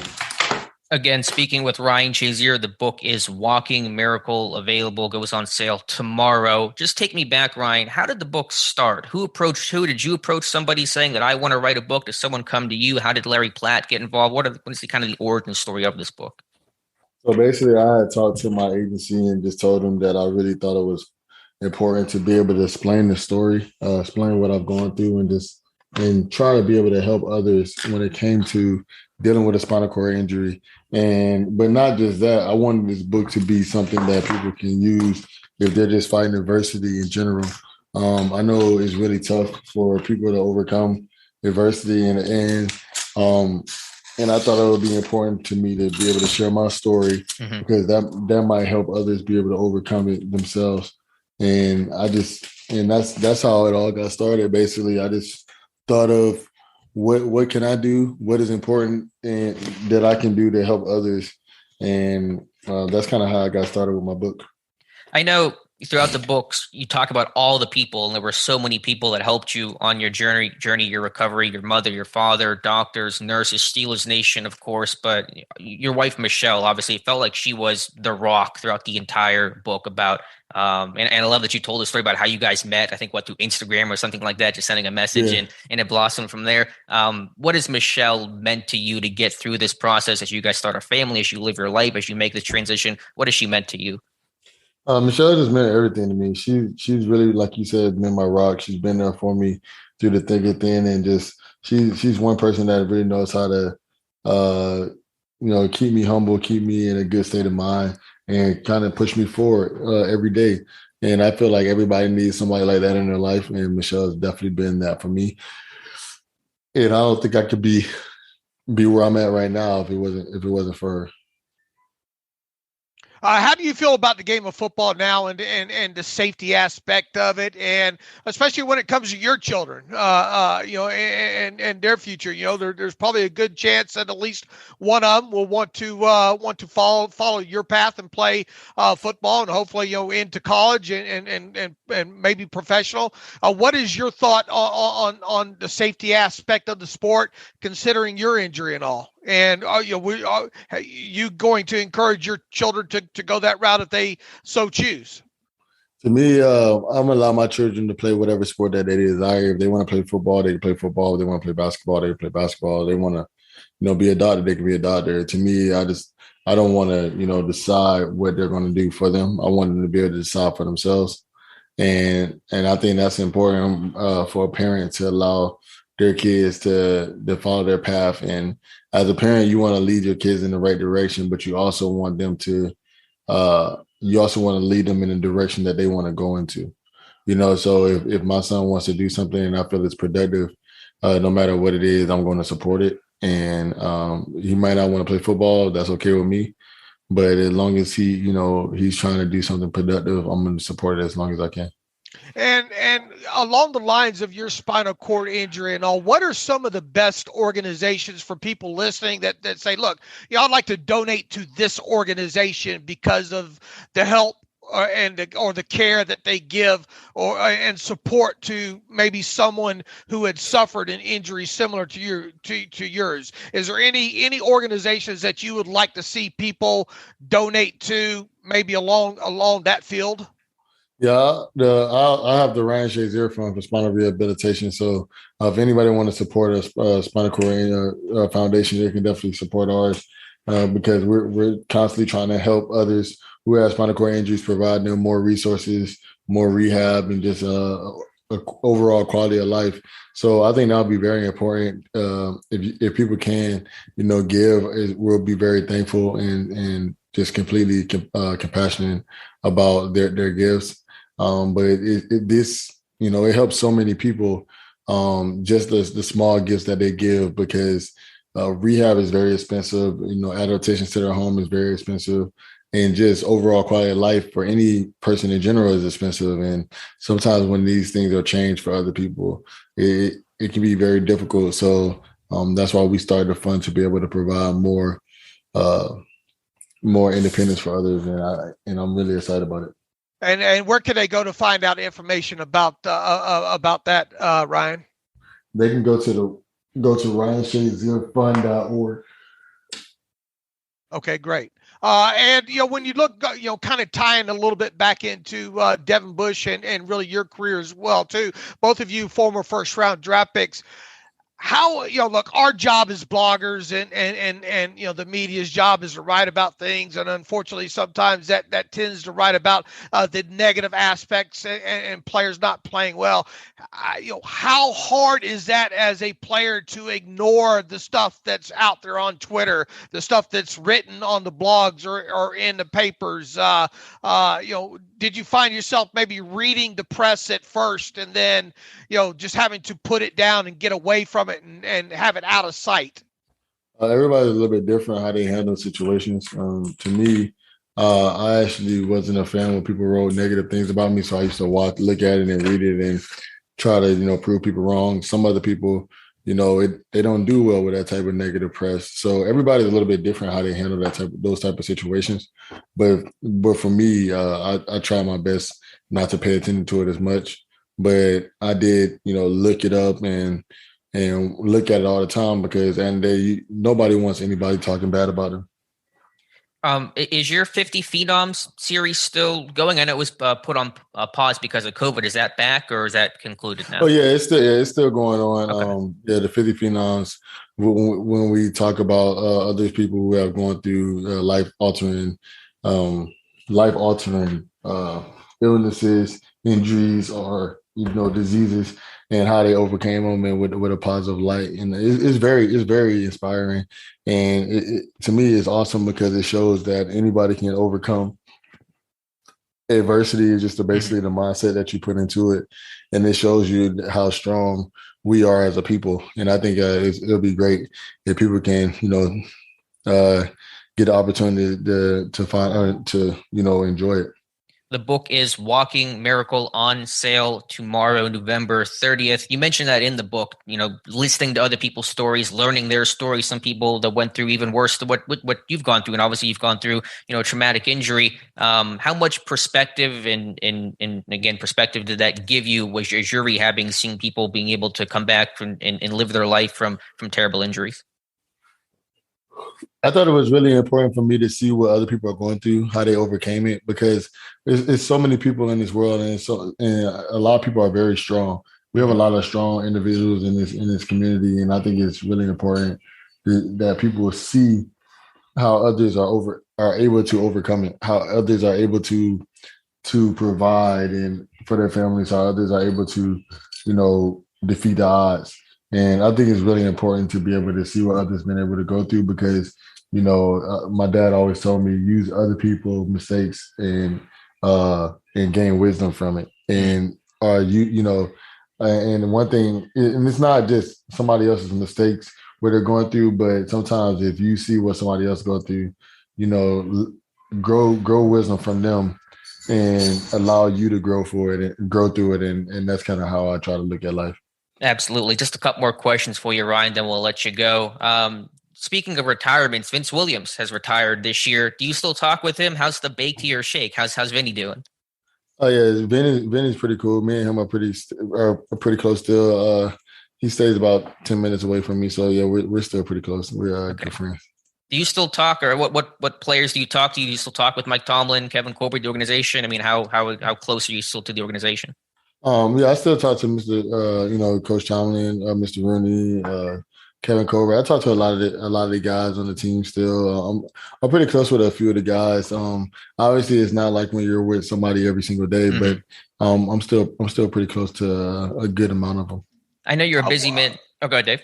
Yeah, one more for me. Do you have any inclinations of maybe getting into coaching or front office or somewhere associated with football later on down the line? Maybe as of right now, that's not like a main focus for me right now. But I could probably see myself later on in the future. But as of right now, that's not a focus of mine. So I got you. How was scouting? I know you did some scouting for the Steelers after your injury. What did you like that job, and kind of what perspective did it give you on the other side, being the scout as opposed to the player being scouted? To me, it was pretty cool. It's pretty cool, to be able to see how they actually break down guys and understand guys. And when you're a player, you don't feel like somebody knows you as well as they do. But when you actually break them down and see everything they're going through and watch a lot of film on them, you kind of get a real good understanding of each player and where their potential lies. So I think it's pretty cool to get the experience to be able to do that. So I did have a good time. Last question for you, Ryan. And again, the book is Walking Miracle, on sale tomorrow. I wanted to ask you about Coach Tomlin. We know what kind of leader he is, what kind of man he is, the captain of the Steelers team. I think people tend to forget, though, sometimes about the X's and O's side of him, the football intellect. In the book, you referenced those Friday winning edge meetings that Tomlin would hold with you and the defense. If you can recall, can you just give me one or two specific big key coaching points he gave in one of those winning edge meetings that really gave you an edge truly during one particular game? The winning edge meeting is pretty much just going over, the last few things that Coach Tomlin thought were really important about each team. So each week would be a little bit different, but Sure. It's just more about, these are going to be the keys to win versus this team, or this is the key to win versus this quarterback. And to me, I thought it was just really important to be able to get the whole game plan, but then also understand what the coach is thinking when it comes to trying to win the game. And I feel if you understand what your coach is trying to do to win, and you guys are on the same page, it's a lot easier for you to win games than when you're out there, doing your own thing. Definitely. Well, Ryan, we really appreciate your time. Thank you so much again. The book is Walking Miracle, How Faith, Positive Thinking, and Passion for Football Brought Me Back from Paralysis and Helped Me Find Purpose. It goes on sale tomorrow. Ryan, thank you so much. Really appreciate your time. Good luck, and I can't wait for everyone else to read this book. Thank you, Ryan. Thank you guys for having me, and it was nice talking to you guys.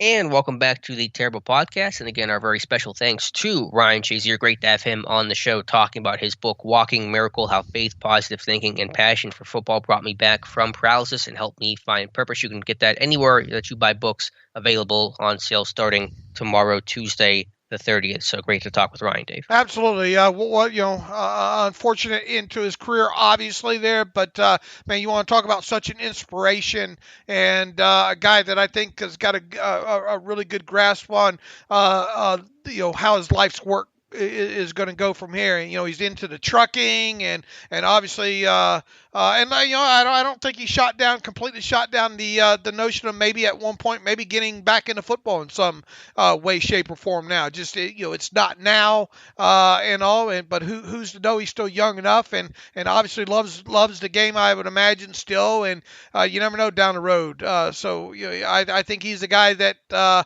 once he decides which direction he fully wants to invest his efforts into, he'll be just fine in. And it was a great honor, obviously, to talk to him. For sure. So I encourage you guys to all check out the book. I've gotten to read it. It's a great book. It's a really, open and candid assessment of Shazier's life pre and post injury. So well worth checking out. And again, you can buy that anywhere that you guys buy books. So Dave, any other final thoughts here on this Bengals game, or do you want to just move on here and get to some read emails and close out today's show? Yeah, let's get our email box is pretty overflowing here, I think, at this point here. So let's jump on some of these. Let me sort this out real quick here. Make sure we get some good ones in here. Stop the rebuild talk. David Alex, all this rebuild talk is going to make my head explode. It's not as simple as creating a shopping list of positions and waiting a couple of seasons. It doesn't work that way, notwithstanding the fact that a few positions of need will arise during the course of the supposed rebuild phase. Is anyone talking about rebuild actually reviewed our recent draft classes? The way the Steelers are drafting, our rebuild will be complete sometime. Never. We need to draft better. I don't think selecting 10 spots higher in every round is the answer, especially when you're drafting guys like Devin Bush or Justin Lane. We have a young roster. We need to develop somehow. We need to lock down certain positions so we don't have to keep refilling the same holes like safety and wide receiver. I'm assuming he's not talking about, I don't think we have been talking about any kind of rebuild talk or anything like that. I will tell you this. There are a lot of holes. There are a lot of holes on the Titanic right now. Mm-hmm. Yeah, I hear the word rebuild thrown around a lot today, and I guess I understand that to one extent, but someone has to define exactly what that means to me. Obviously, you're already going to be in a transitional phase. You're assuming this is Ben's final season, so that already brings you into certainly a new chapter. Someone just needs to define what a rebuild actually means. Does that mean trading away every single talented player that you have and just acquiring draft capital, or just or what? I don't know exactly how people are defining that. Right, and look, this team will go about their business, and we'll hear the off season, the annual off season notion of we don't rebuild, we reload, we try to win the championship every year, and that's the way they're going to attack this thing. There's not going to be this tear down or whatnot. Now they'll have to make serious hard decisions about Devin Bush, and at this point there's absolutely no way he gets I've been in this boat since week 3, I think, and I was all by myself rowing along in it, but now I seem to have a lot of company in that boat. There's absolutely no way he gets his 5th-year option picked up now, right? Right. I can't see any scenario in which that happens. All right. So at that point, you have to question, what are you even going to do in 2022, potentially an inside linebacker, right? You do. And if someone... And that's something unexpected. If someone's available there, get a JOK type of player, then he's going to be hard to pass on, because you're still looking for someone who can do the things Devin Bush was supposed to be able to do. And obviously Bush is not doing it. So I think you have to look for that guy, and usually there's only 1 or 2 guys that are like that in a draft class. So you have to really just be fortunate enough to be in a position to get that guy. Yeah, look, and this team is never huge players when it comes to spending money in free agency. If they're going to want to compete, I think and assuming we'll have to see what they do at quarterback and what kind of money they spend that way cap-wise there, they might have to seriously consider investing more heavier in a player or two in free agency. Will they? I mean, we'll see. I mean, obviously the track record's not there, but I mean, this is the same team that surprised all of us several years ago when they went out and spent the kind of money on Mike Mitchell, right? A few years ago. I mean, you might have to do kind of a similar type of surprise kind of signings that way. Who knows? You might need a offensive lineman, free agent to come in, that way too. Because as many holes as it looks like this team has right now, and you're not going to fill them up all through the draft, I don't think either. So. No, I don't think you're going to get Alex and I to talk about any kind of rebuild. I mean, I see that kind of stuff on Twitter, and I imagine that's where Mathena's kind of focusing his question around. Yeah, and it's not like I'm saying they're not entering this new chapter or even trying to do some sort of rebuild, but I'm just more interested in the actual specificity of how you fix this team, because rebuild is such a big broad term that doesn't really mean anything. It's what does that specifically mean in terms of the moves that you're trying to make and stuff like that. And that's what I'm focused on ultimately is the specific moves that you're making to better this team, because rebuild just means everything and anything. Bryce writes in, I was at Cincy, and that game was an absolute debacle. 2 questions. I understand the Steelers were in sub for a lot of the game, but with the inside linebacker playing so poorly, should they have at least tried to get more beef on the field and run more of a 3-3-5? I'm thinking Schobert in the middle with Loudermilk, Cam, and Wormley. Would using that 3-3-5 help them be better against the run and sub-package football? Probably not, Bryce, to be honest with you. I'll let Alex take a swing at that. The other question is, okay, guys, let's say you're coaching the team and you come to training camp with Claypool, Johnson, and James Washington as your top 3 wide receiver. Dave, I know you're putting Claypool in the slot, but to build the passing game from the ground up, what would be your top formations and route combinations to match skill set of that specific?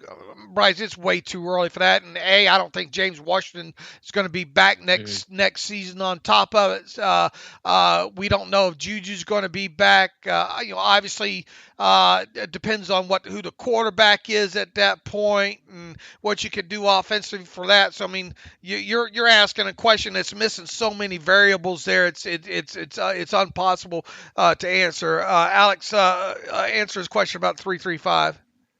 Yeah, I don't think anything they would have done, short of not playing with 12 guys on the field, would have made much of a difference. And one position you have to look at also, where this team needs help at is nose tackle. I had an article this morning about the value of Tyson Alualu and what he's meant to this team. And I know he's under contract for next season. We'll see if he comes back or not. But and I get nose tackle isn't quite as valuable as it used to be 20 years ago. But, man, there's a direct correlation between this team's run defense and Alualu's availability and health-wise. And so you have to have a good nose tackle. You cannot play good run defense as a 3-4 team without a strong, sturdy nose tackle in the middle. That's been proven by the Steelers' whole history. And so you better have a good nose tackle, and this team, with Alualu shelled right now, does not. Right, and look, I mean, we'll have to see what happens with a couple of these Davis kids moving forward into this season on top of it. And I'm all for Alualu coming back, but, I mean, another year older, sooner or later, Father Time is going to get him now. Alualu's been good about keeping away, and Lord knows, going back to the last couple seasons before this one, the tight play. But at some point, that comes to an end, and can you bank on him, being that guy without some good reserves behind it? Once again, I think it's going to be interesting. Something to look forward to the remainder of this season is. I personally don't think Bugs is the answer there. No. And both of the Davis brothers might not be either, but I would like to at least be given the opportunity to see that more, I think. And I think we will. Sure. Yeah. I'm all for, obviously, Carlos Davis coming back, and he should come back hopefully this upcoming week. But I mean, he's not overall as good against the run as Bugs was. Remember, Tomlin talked about this offseason that Bugs was the run stuffer, Davis was the pass rusher. So I don't think Davis is the answer either. Then Khalil is just a complete unknown. I know nothing about Khalil Davis from an NFL standpoint. I mean, we'll hopefully get to see him a little bit, but who the heck knows? So I think that nose tackle of the future is not on this roster right now. All right, Hank Moose writes in, I realize it probably wouldn't have changed the outcome, but can you see any reasonable justification for benching Bugs? I'm not saying he is great, but I take him in a uni versus guys that played. And how does it make sense to move Cam to nose tackle and minimize his effectiveness? Please make it make sense. Unfortunately, Cam was probably your best option at that point. Over nose there.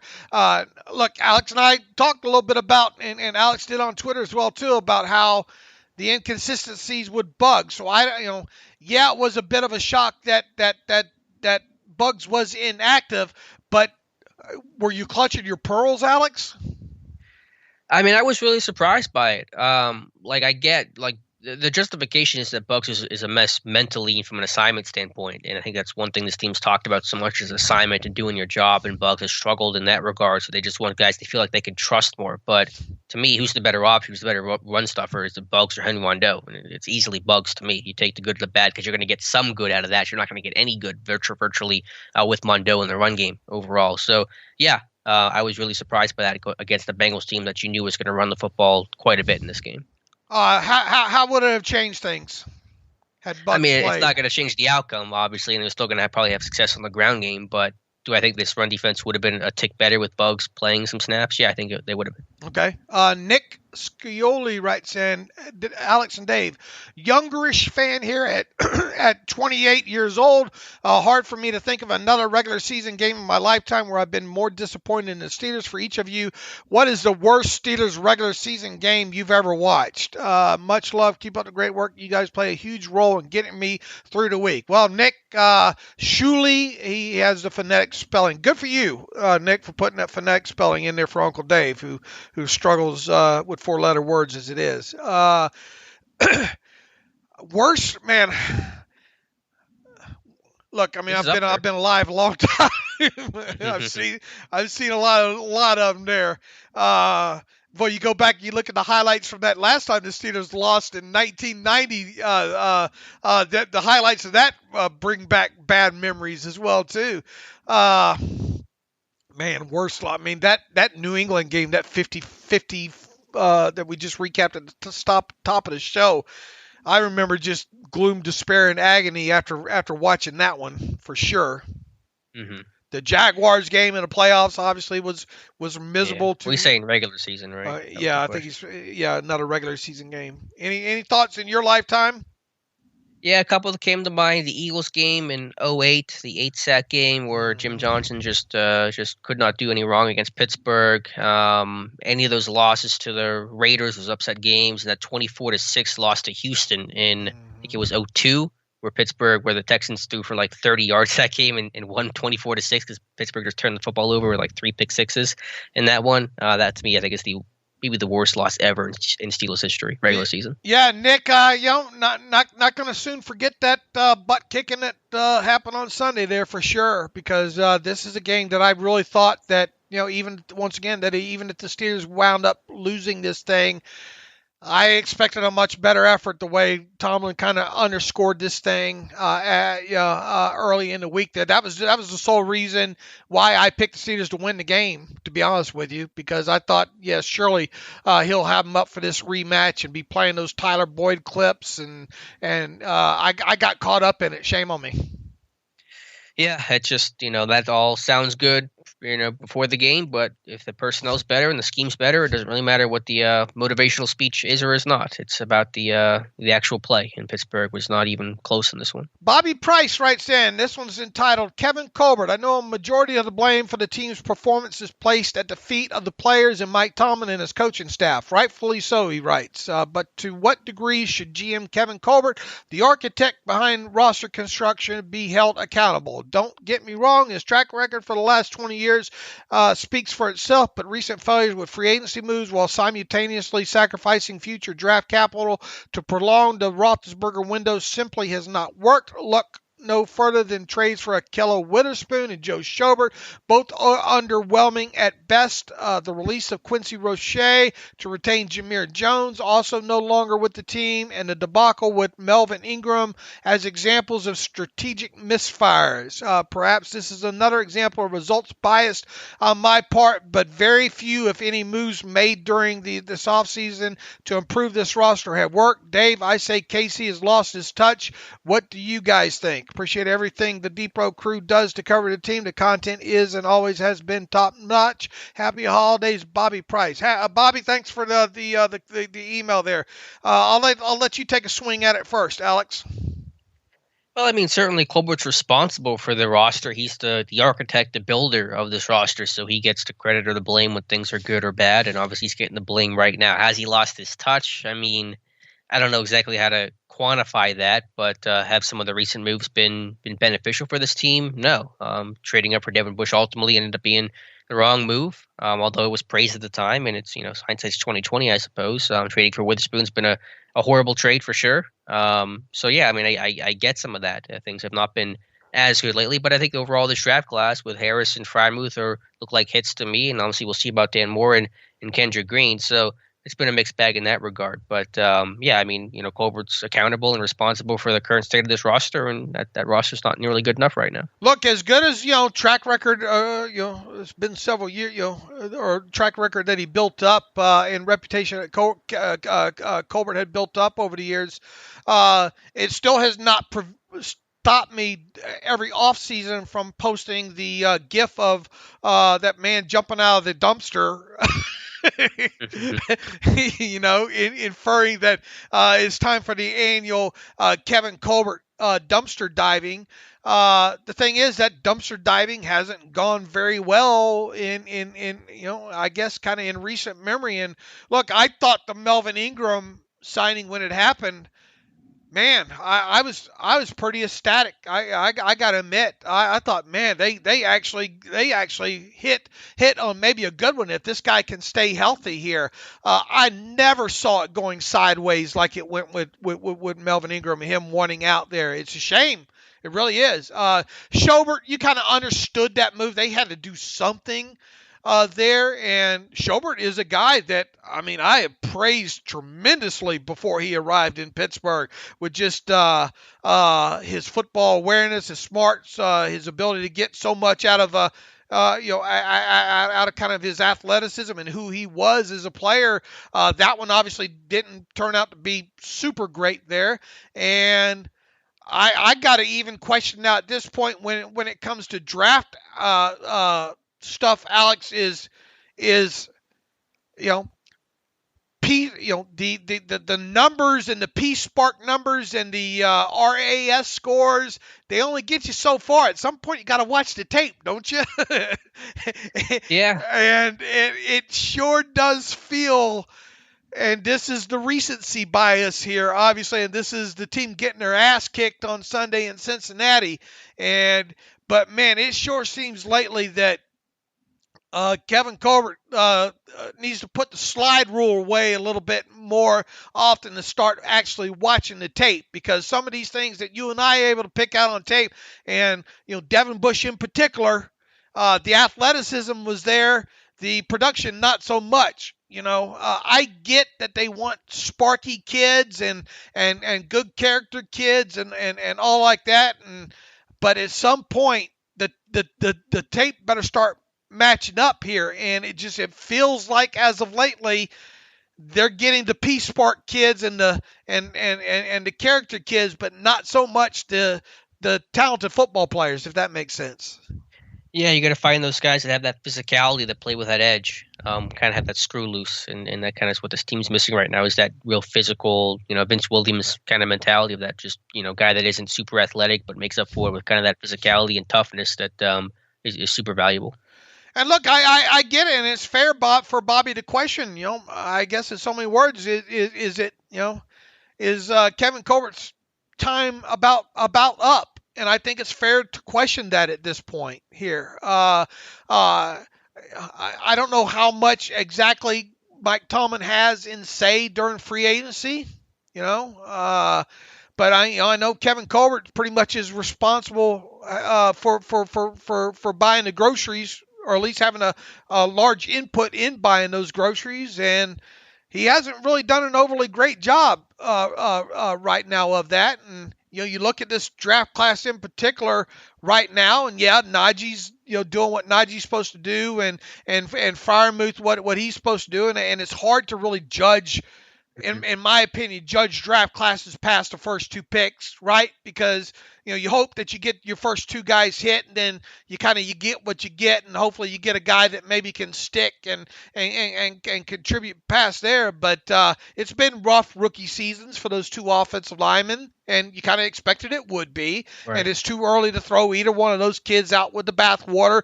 Get into game 6 or 7 of next season, and then come talk to us about that and all. But it hasn't been a great run of recent times with Kevin Colbert. I think it's fair to say that. Yeah, just overall organizationally, this team has not won a playoff game since, what's the year, 2016, 2017? I mean, this team has 3 playoff wins over the last decade. So just overall, the results have not been their big picture over the last decade for this team. They've been competitive, but it's not been good enough. Right. I mean, at what time does, and a lot of people will say, or raising up their hands saying, finally, but it's at some point, just having a winning record is not good enough. It's okay for the Lions fans or whatnot. Several teams around the league would be probably ecstatic to do what the Steelers have done. But at some point, your goal, you claim that your goal every year is to go into this thing and win the Super Bowl. They haven't been close to that for some time. And, even in teams that were kind of built to maybe potentially make a run for it, they get bounced by the Jaguars, that kind of thing there. So, yeah, I think it is okay to kind of question a potential time to move on from Kevin. And maybe Kevin Colbert will retire. If Ben retires, maybe Kevin Colbert will retire there. I don't think we'd be too surprised. I don't think I think Keith Butler's days are numbered now at this point. You'd probably agree with me, right? Yeah, last year of his contract signed to just a 1-year deal, and I don't put all the blame on Keith Butler. Mike Tomlin's influence on this defense is pretty obvious at this point. But yeah, I think they're going to move on from Butler, and Colbert. He's year to year, and it would not that maybe. I wouldn't categorize it as the expectation, but it certainly would not be a surprise if Colbert left when Ben left after the season. You and I went into this season saying, or after we went into last season saying, this might be the last chance that this team has to compete for, to make a serious run at a Super Bowl, right? And yep. It'd been interesting to see what may have happened had they gotten past the Browns in the first round of that last season, but they didn't. You and I went into this season saying, oh, we'll see. If they do make the playoffs, not really high expectations for them. Now it looks like there's a very good chance this team won't make the playoffs now. What's your measure of optimism as you sit here right now when you look at 2022 Steelers? Probably need a microscope to measure the optimism there, with more rebuilding and more changes in a division that's going to be difficult for the next decade with, the Ravens and the Bengals and even the Browns. The Bengals have got something going on over there right now. Sure. If they can keep that together. There's staying power for all those teams, as long as they keep their quarterbacks, which I'm sure they all will. My expectation just for this year with the 9-8 record, 7th seed, 1 and done in the playoffs feels like optimistic right now. So, optimism is hard to find overall with this team right now. Lenny writes in, Dave, I feel the writing may be on the wall for Tomlin. His first losing season, losing Ben, a new GM. Both coordinators need replaced. Several holes on both sides of the ball that need filled. Let's face it, we need to start the rebuild. Do you really think Tomlin wants to take this trip? Also, if he somehow turns this thing around and we ever make a run at the playoffs, they should build him a statue. Look, if Tomlin gets this team in the playoffs and even wins a game, they do need to build a statue for him right away. Tomlin loves to coach. Even as bad as things look right now, I have a hard time envisioning this Mike Tomlin not being part of this team in 2022 and 2023 for that matter. Yeah. Now the rest of them, right. Colbert. I mean, we just kind of questioned what's going to happen with Colbert, and obviously the coordinators can be questioned and all like that. But I would be surprised if Tomlin's not with his team in 2022 and 2023 at least. Yeah, he will be. Again, he was signed to that extension for a reason, that long-term deal, to be the face of this franchise and lead this team into this new era, this new chapter, one that'll be without Big Ben, one that'll be without Kevin Colbert at some point sooner or later. And so, right or wrong, he is going to be the guy to be that steadying, captain to try to lead this team through this new era. All right, a few more because I know the natives are restless here, Alex. Jeff Berg, hey all, maybe we'll get a top 10 pick this year only to whiff again, LOL. I think coaching needs to be seriously looked at over the last 4 seasons. Pats with a rookie quarterback are winning solidly week in and week out, while veteran quarterback, we can't muster more than 3 yards of play if we gain any. Who, if any, do you think will be on the hot seat? I think even Tomlin may need to be, even though I know the narrative is they won't. But man, division rival game, and you put up a JV performance across the board in all 3 phases. Not looking forward to the rest of this season. Half thinking of canceling Sunday ticket for the first time since getting it in 2004. Jeff writes, thanks for putting in the work on this team here on out, because it's a big bag of yuck. He writes, look, we love football, Jeff, and hopefully that shows. That's why we do what we do. That's why we'll watch the All-22 3 or 4 times at least from this game, because that's what we do. We like trying to learn from it there.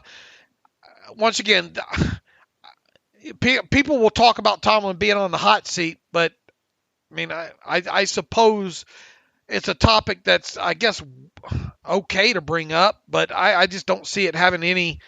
I think people are wasting their breath. There is what I'm getting at there. And look, make no mistake about it. You can only so much you can put on coaching too. The talent this team has right now on this roster is not great. Well, who's responsible for building the talent in the roster, though? I mean, it's coaching, it's GM. So I think there's always a connection there. But Tomlin's not getting fired, right or wrong. I mean, he's not getting fired. He just signed the extension. Again, he's the phase of this franchise into this new uncharted territory of the post-Ben era. So, like, he's going to be the guy for better or for worse. Larisha writes in, thanks for the great coverage. So frustrating watching them. Every single game, someone sets a record against the defense. Bengals just did whatever they wanted. It was a free-for-all. Some takeaways, and wanted to hear your thoughts. Number 1, the biggest mistake was not finding a way to keep Nelson or Hilton. They should have found a way to keep at least one of those guys. I sure would have been nice to have Hilton in some of these games, right, Alex? More, who would you rather have, Hilton or Nelson? Yes. I mean, I don't know. By the way, Arthur Millette played in the slot over Trey Norwood yesterday, so they've been rotating in terms of who's been the starting nickel corner. So I don't know if they're even sure who's the guy there. I would have much rather kept Hilton if possible. Number 2, and then to not drafting an elite offensive line in the first round or an inside linebacker. I like Najee and he's talented, but first round talented, no, I'm sorry. I'm pretty sure that Travis Etienne, if not injured, Devontae, Chuba, Hubbard, Michael Carter, anyone would put up those numbers with that number of carries he's had. He fights so hard for the extra 1 or 2 yards and get flattened out. It's not worth every single run. He's going to get seriously injured. His numbers are inflated because he is used so much. We drafted an average guard who has never played center and then mediocre offensive tackle. I really don't understand the philosophy. Number 3, he writes, and to top it off, to draft a ladder milk by giving up a draft pick. During the game, I got a text from a Jets fan to ask, is the era over? And I think it might be. Sorry, rant over. It's just humiliating and frustrating, Larissa. Look, I get it, and I'm not going to be the one to talk you off the ledge here for sure. I'm just saying. Look, it gets back to the first round draft pick and Najee Harris. Who was on the board? Who could you have traded up for? Who you really going to get in that spot? Could you have traded down and got all that's hindsight that's impossible to answer. I will just say this: I think running back is a fungible position in the NFL, and I'm just going to leave it at that. Alex, take your shot at whatever you want there.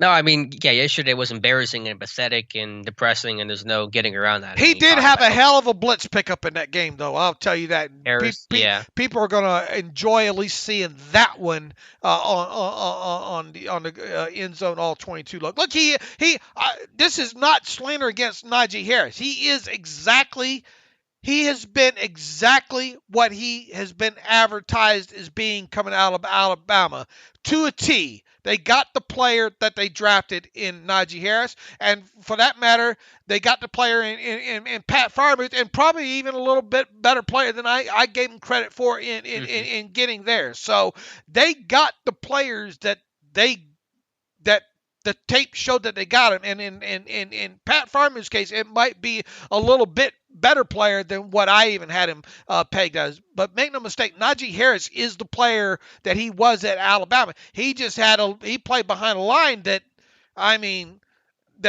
you just don't play behind those lines in the NFL, period, ever. Sure.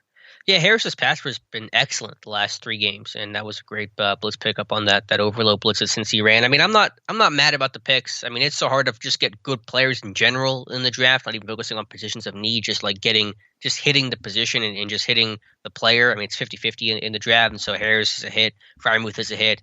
I'll take it. And again, there weren't any offensive linemen that were, available, within the realm of possibility with that first pick. I mean, you could argue Creed Humphrey over Freiermuth for the second round. And listen, I love Creed Humphrey as much as anybody, but it's hard to be too mad with taking Pat Freiermuth, considering he's going to be the starting tight end for a long time in Pittsburgh. So I get that. Hindsight's 2020. Are they, if you could go back and do it all over, would you do the exact same thing? It's up for debate, but you got 2 good players who are going to help you for the foreseeable future with your first 2 picks, and to me, it's hard to be too critical of that. I'm not, and Najee was my top running back in this class. I made that clear several times. I said if you're going to draft a running back early, you better draft one that can stay on the field all the time and handle all the phases and all like that, which he does. That said, my biggest issue is always the positional, or especially with that, is the positional value. Okay.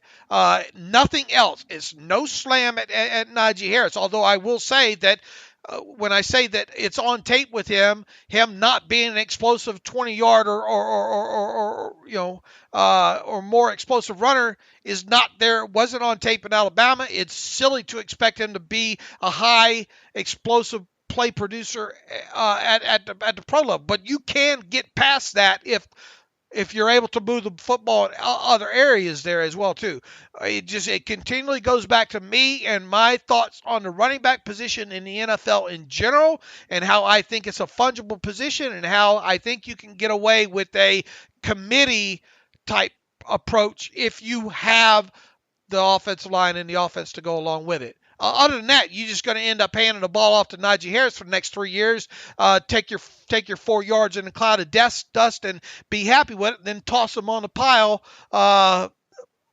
possibly before you even give him his 5th-year option. Yeah, no, I get all that, but I think this will be the offseason to also continue to attack the offensive line, and hopefully with growth from Kendrick Green and Dan Moore Jr. and even a Kevin Dotson going in his 3rd year next year, you'll get better offensive line play overall. So we'll see what happens. But this is still time to address the offensive line and make improvements there now that you've gotten your running back. Greg Smith writes in about future Steelers quarterbacks. Dave and I, long-time listener, first-time emailer from the north side of Chicago. Congratulations, first-timer Greg. Question, when will we be able to start having realistic conversations about the Steelers, about who the Steelers' long-term quarterback will be once Ben retires? Everyone wants to talk about it now, but with so much of the 2021 season left, it seems like a waste of time at this moment. Obviously, Mason is the favorite to start in 2022 season, but when will we be able to start having educated conversations about who the alternative quarterback might be in 2022 or moving forward? Will these conversations start immediately after the 2021 season ends. Would love to hear how you both think this will play out as far as, basically he's asking about the quarterback position there. Part 2, don't shame me for asking about specific college quarterbacks, but man, Matt Corral from Ole Miss would look great in black and gold. Any early thoughts on the player and how early he might be selected in the 2022 draft? I'll fully expect you and Alex to poke fun at me for starting draft talk in week 12. Look, a lot of people, I've been watching more college football, more about individual players this year than I ever have. This is the earliest I've known about so many specific players in the pre-draft process, because I've forced myself to kind of do that as well too, because I get to the Senior Bowl and I don't know, I'm playing a lot of catch up. But with all that said, I will tell you this, my thoughts on, and I have watched a lot of the top quarterbacks at this point. And I think Tony Pauline, I think even said this the past couple of days here, that there's no really kind of slam dunk first round graded quarterback in this year's draft class, and I really tend to agree with them. I'm a huge Carson Strong fan, obviously, but even I, with his inability to extend plays and his lack of mobility, I think Carson gives you everything other than the mobility and the ability to extend play. But that's such a huge, you just can't brush that underneath the rug, I don't think there. I get all the talk about Kenny and all like that, Kenny Pickett and all, but even he has, I don't think he makes all the throws, to be honest with you. I think a lot of what you see, too, is him, good offensive play design, and him throwing on air a lot, to be honest with you. Overall, I'm not excited about the 2022 draft class of quarterbacks, period, and that includes Matt Corral. I think Corral, fine player, has some mobility, but I view him, at least from what I've seen, as more of a second-round kid. Now, will some team draft him in the first round? It's possible. Yeah, I think it's wide open in terms of who's going to go where in the order. It's certainly not as good of a quarterback class as it has been the last 2-3 seasons. No, I'm not going to poke fun at you for draft talk, especially after a loss like this, man. You start kind of peering a little bit more towards the draft in terms of when that discussion really starts to come into view. I mean, probably right after the season ends, assuming this team does not make the playoffs, and certainly after, and assuming that Ben retires, then that conversation really gets into crystal clear focus. So it'll come next couple of months, I would say. In terms of Corral specifically, I don't have a lot of thoughts. I know he's dealt with an ankle injury this year. He's seemed like a pretty tough guy trying to battle it, but I haven't watched him specifically. But assuming I can go to the Senior Bowl this year, which we anticipate and believe that'll be happening, I think a lot of those quarterbacks will be down there. I know Willis and just got the invite, and other big names in this class are going to be down in Mobile this year. Greg, look, and we don't know what's going to happen with Aaron Rodgers and the Packers. Are they going to really be? Does he really going to want to one out, or are they really going to be wanting to trade him? There's going to be a lot of talk about Russell Wilson and what's going to happen there. But I mean, both those guys right now are under contract, so I mean, you got to get through this season first and foremost, and then I suppose we can see what happens. Some of these postseason interviews with a couple of these players, and maybe try to take a temperature. But it's impossible to and people are trying, I know, because it sells. Are trying to put either Rodgers or Russell Wilson in Pittsburgh.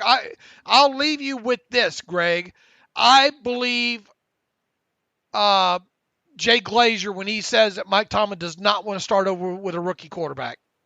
So does that mean draft one and put him on the shelf and don't play him in 2022? I suppose that's possible.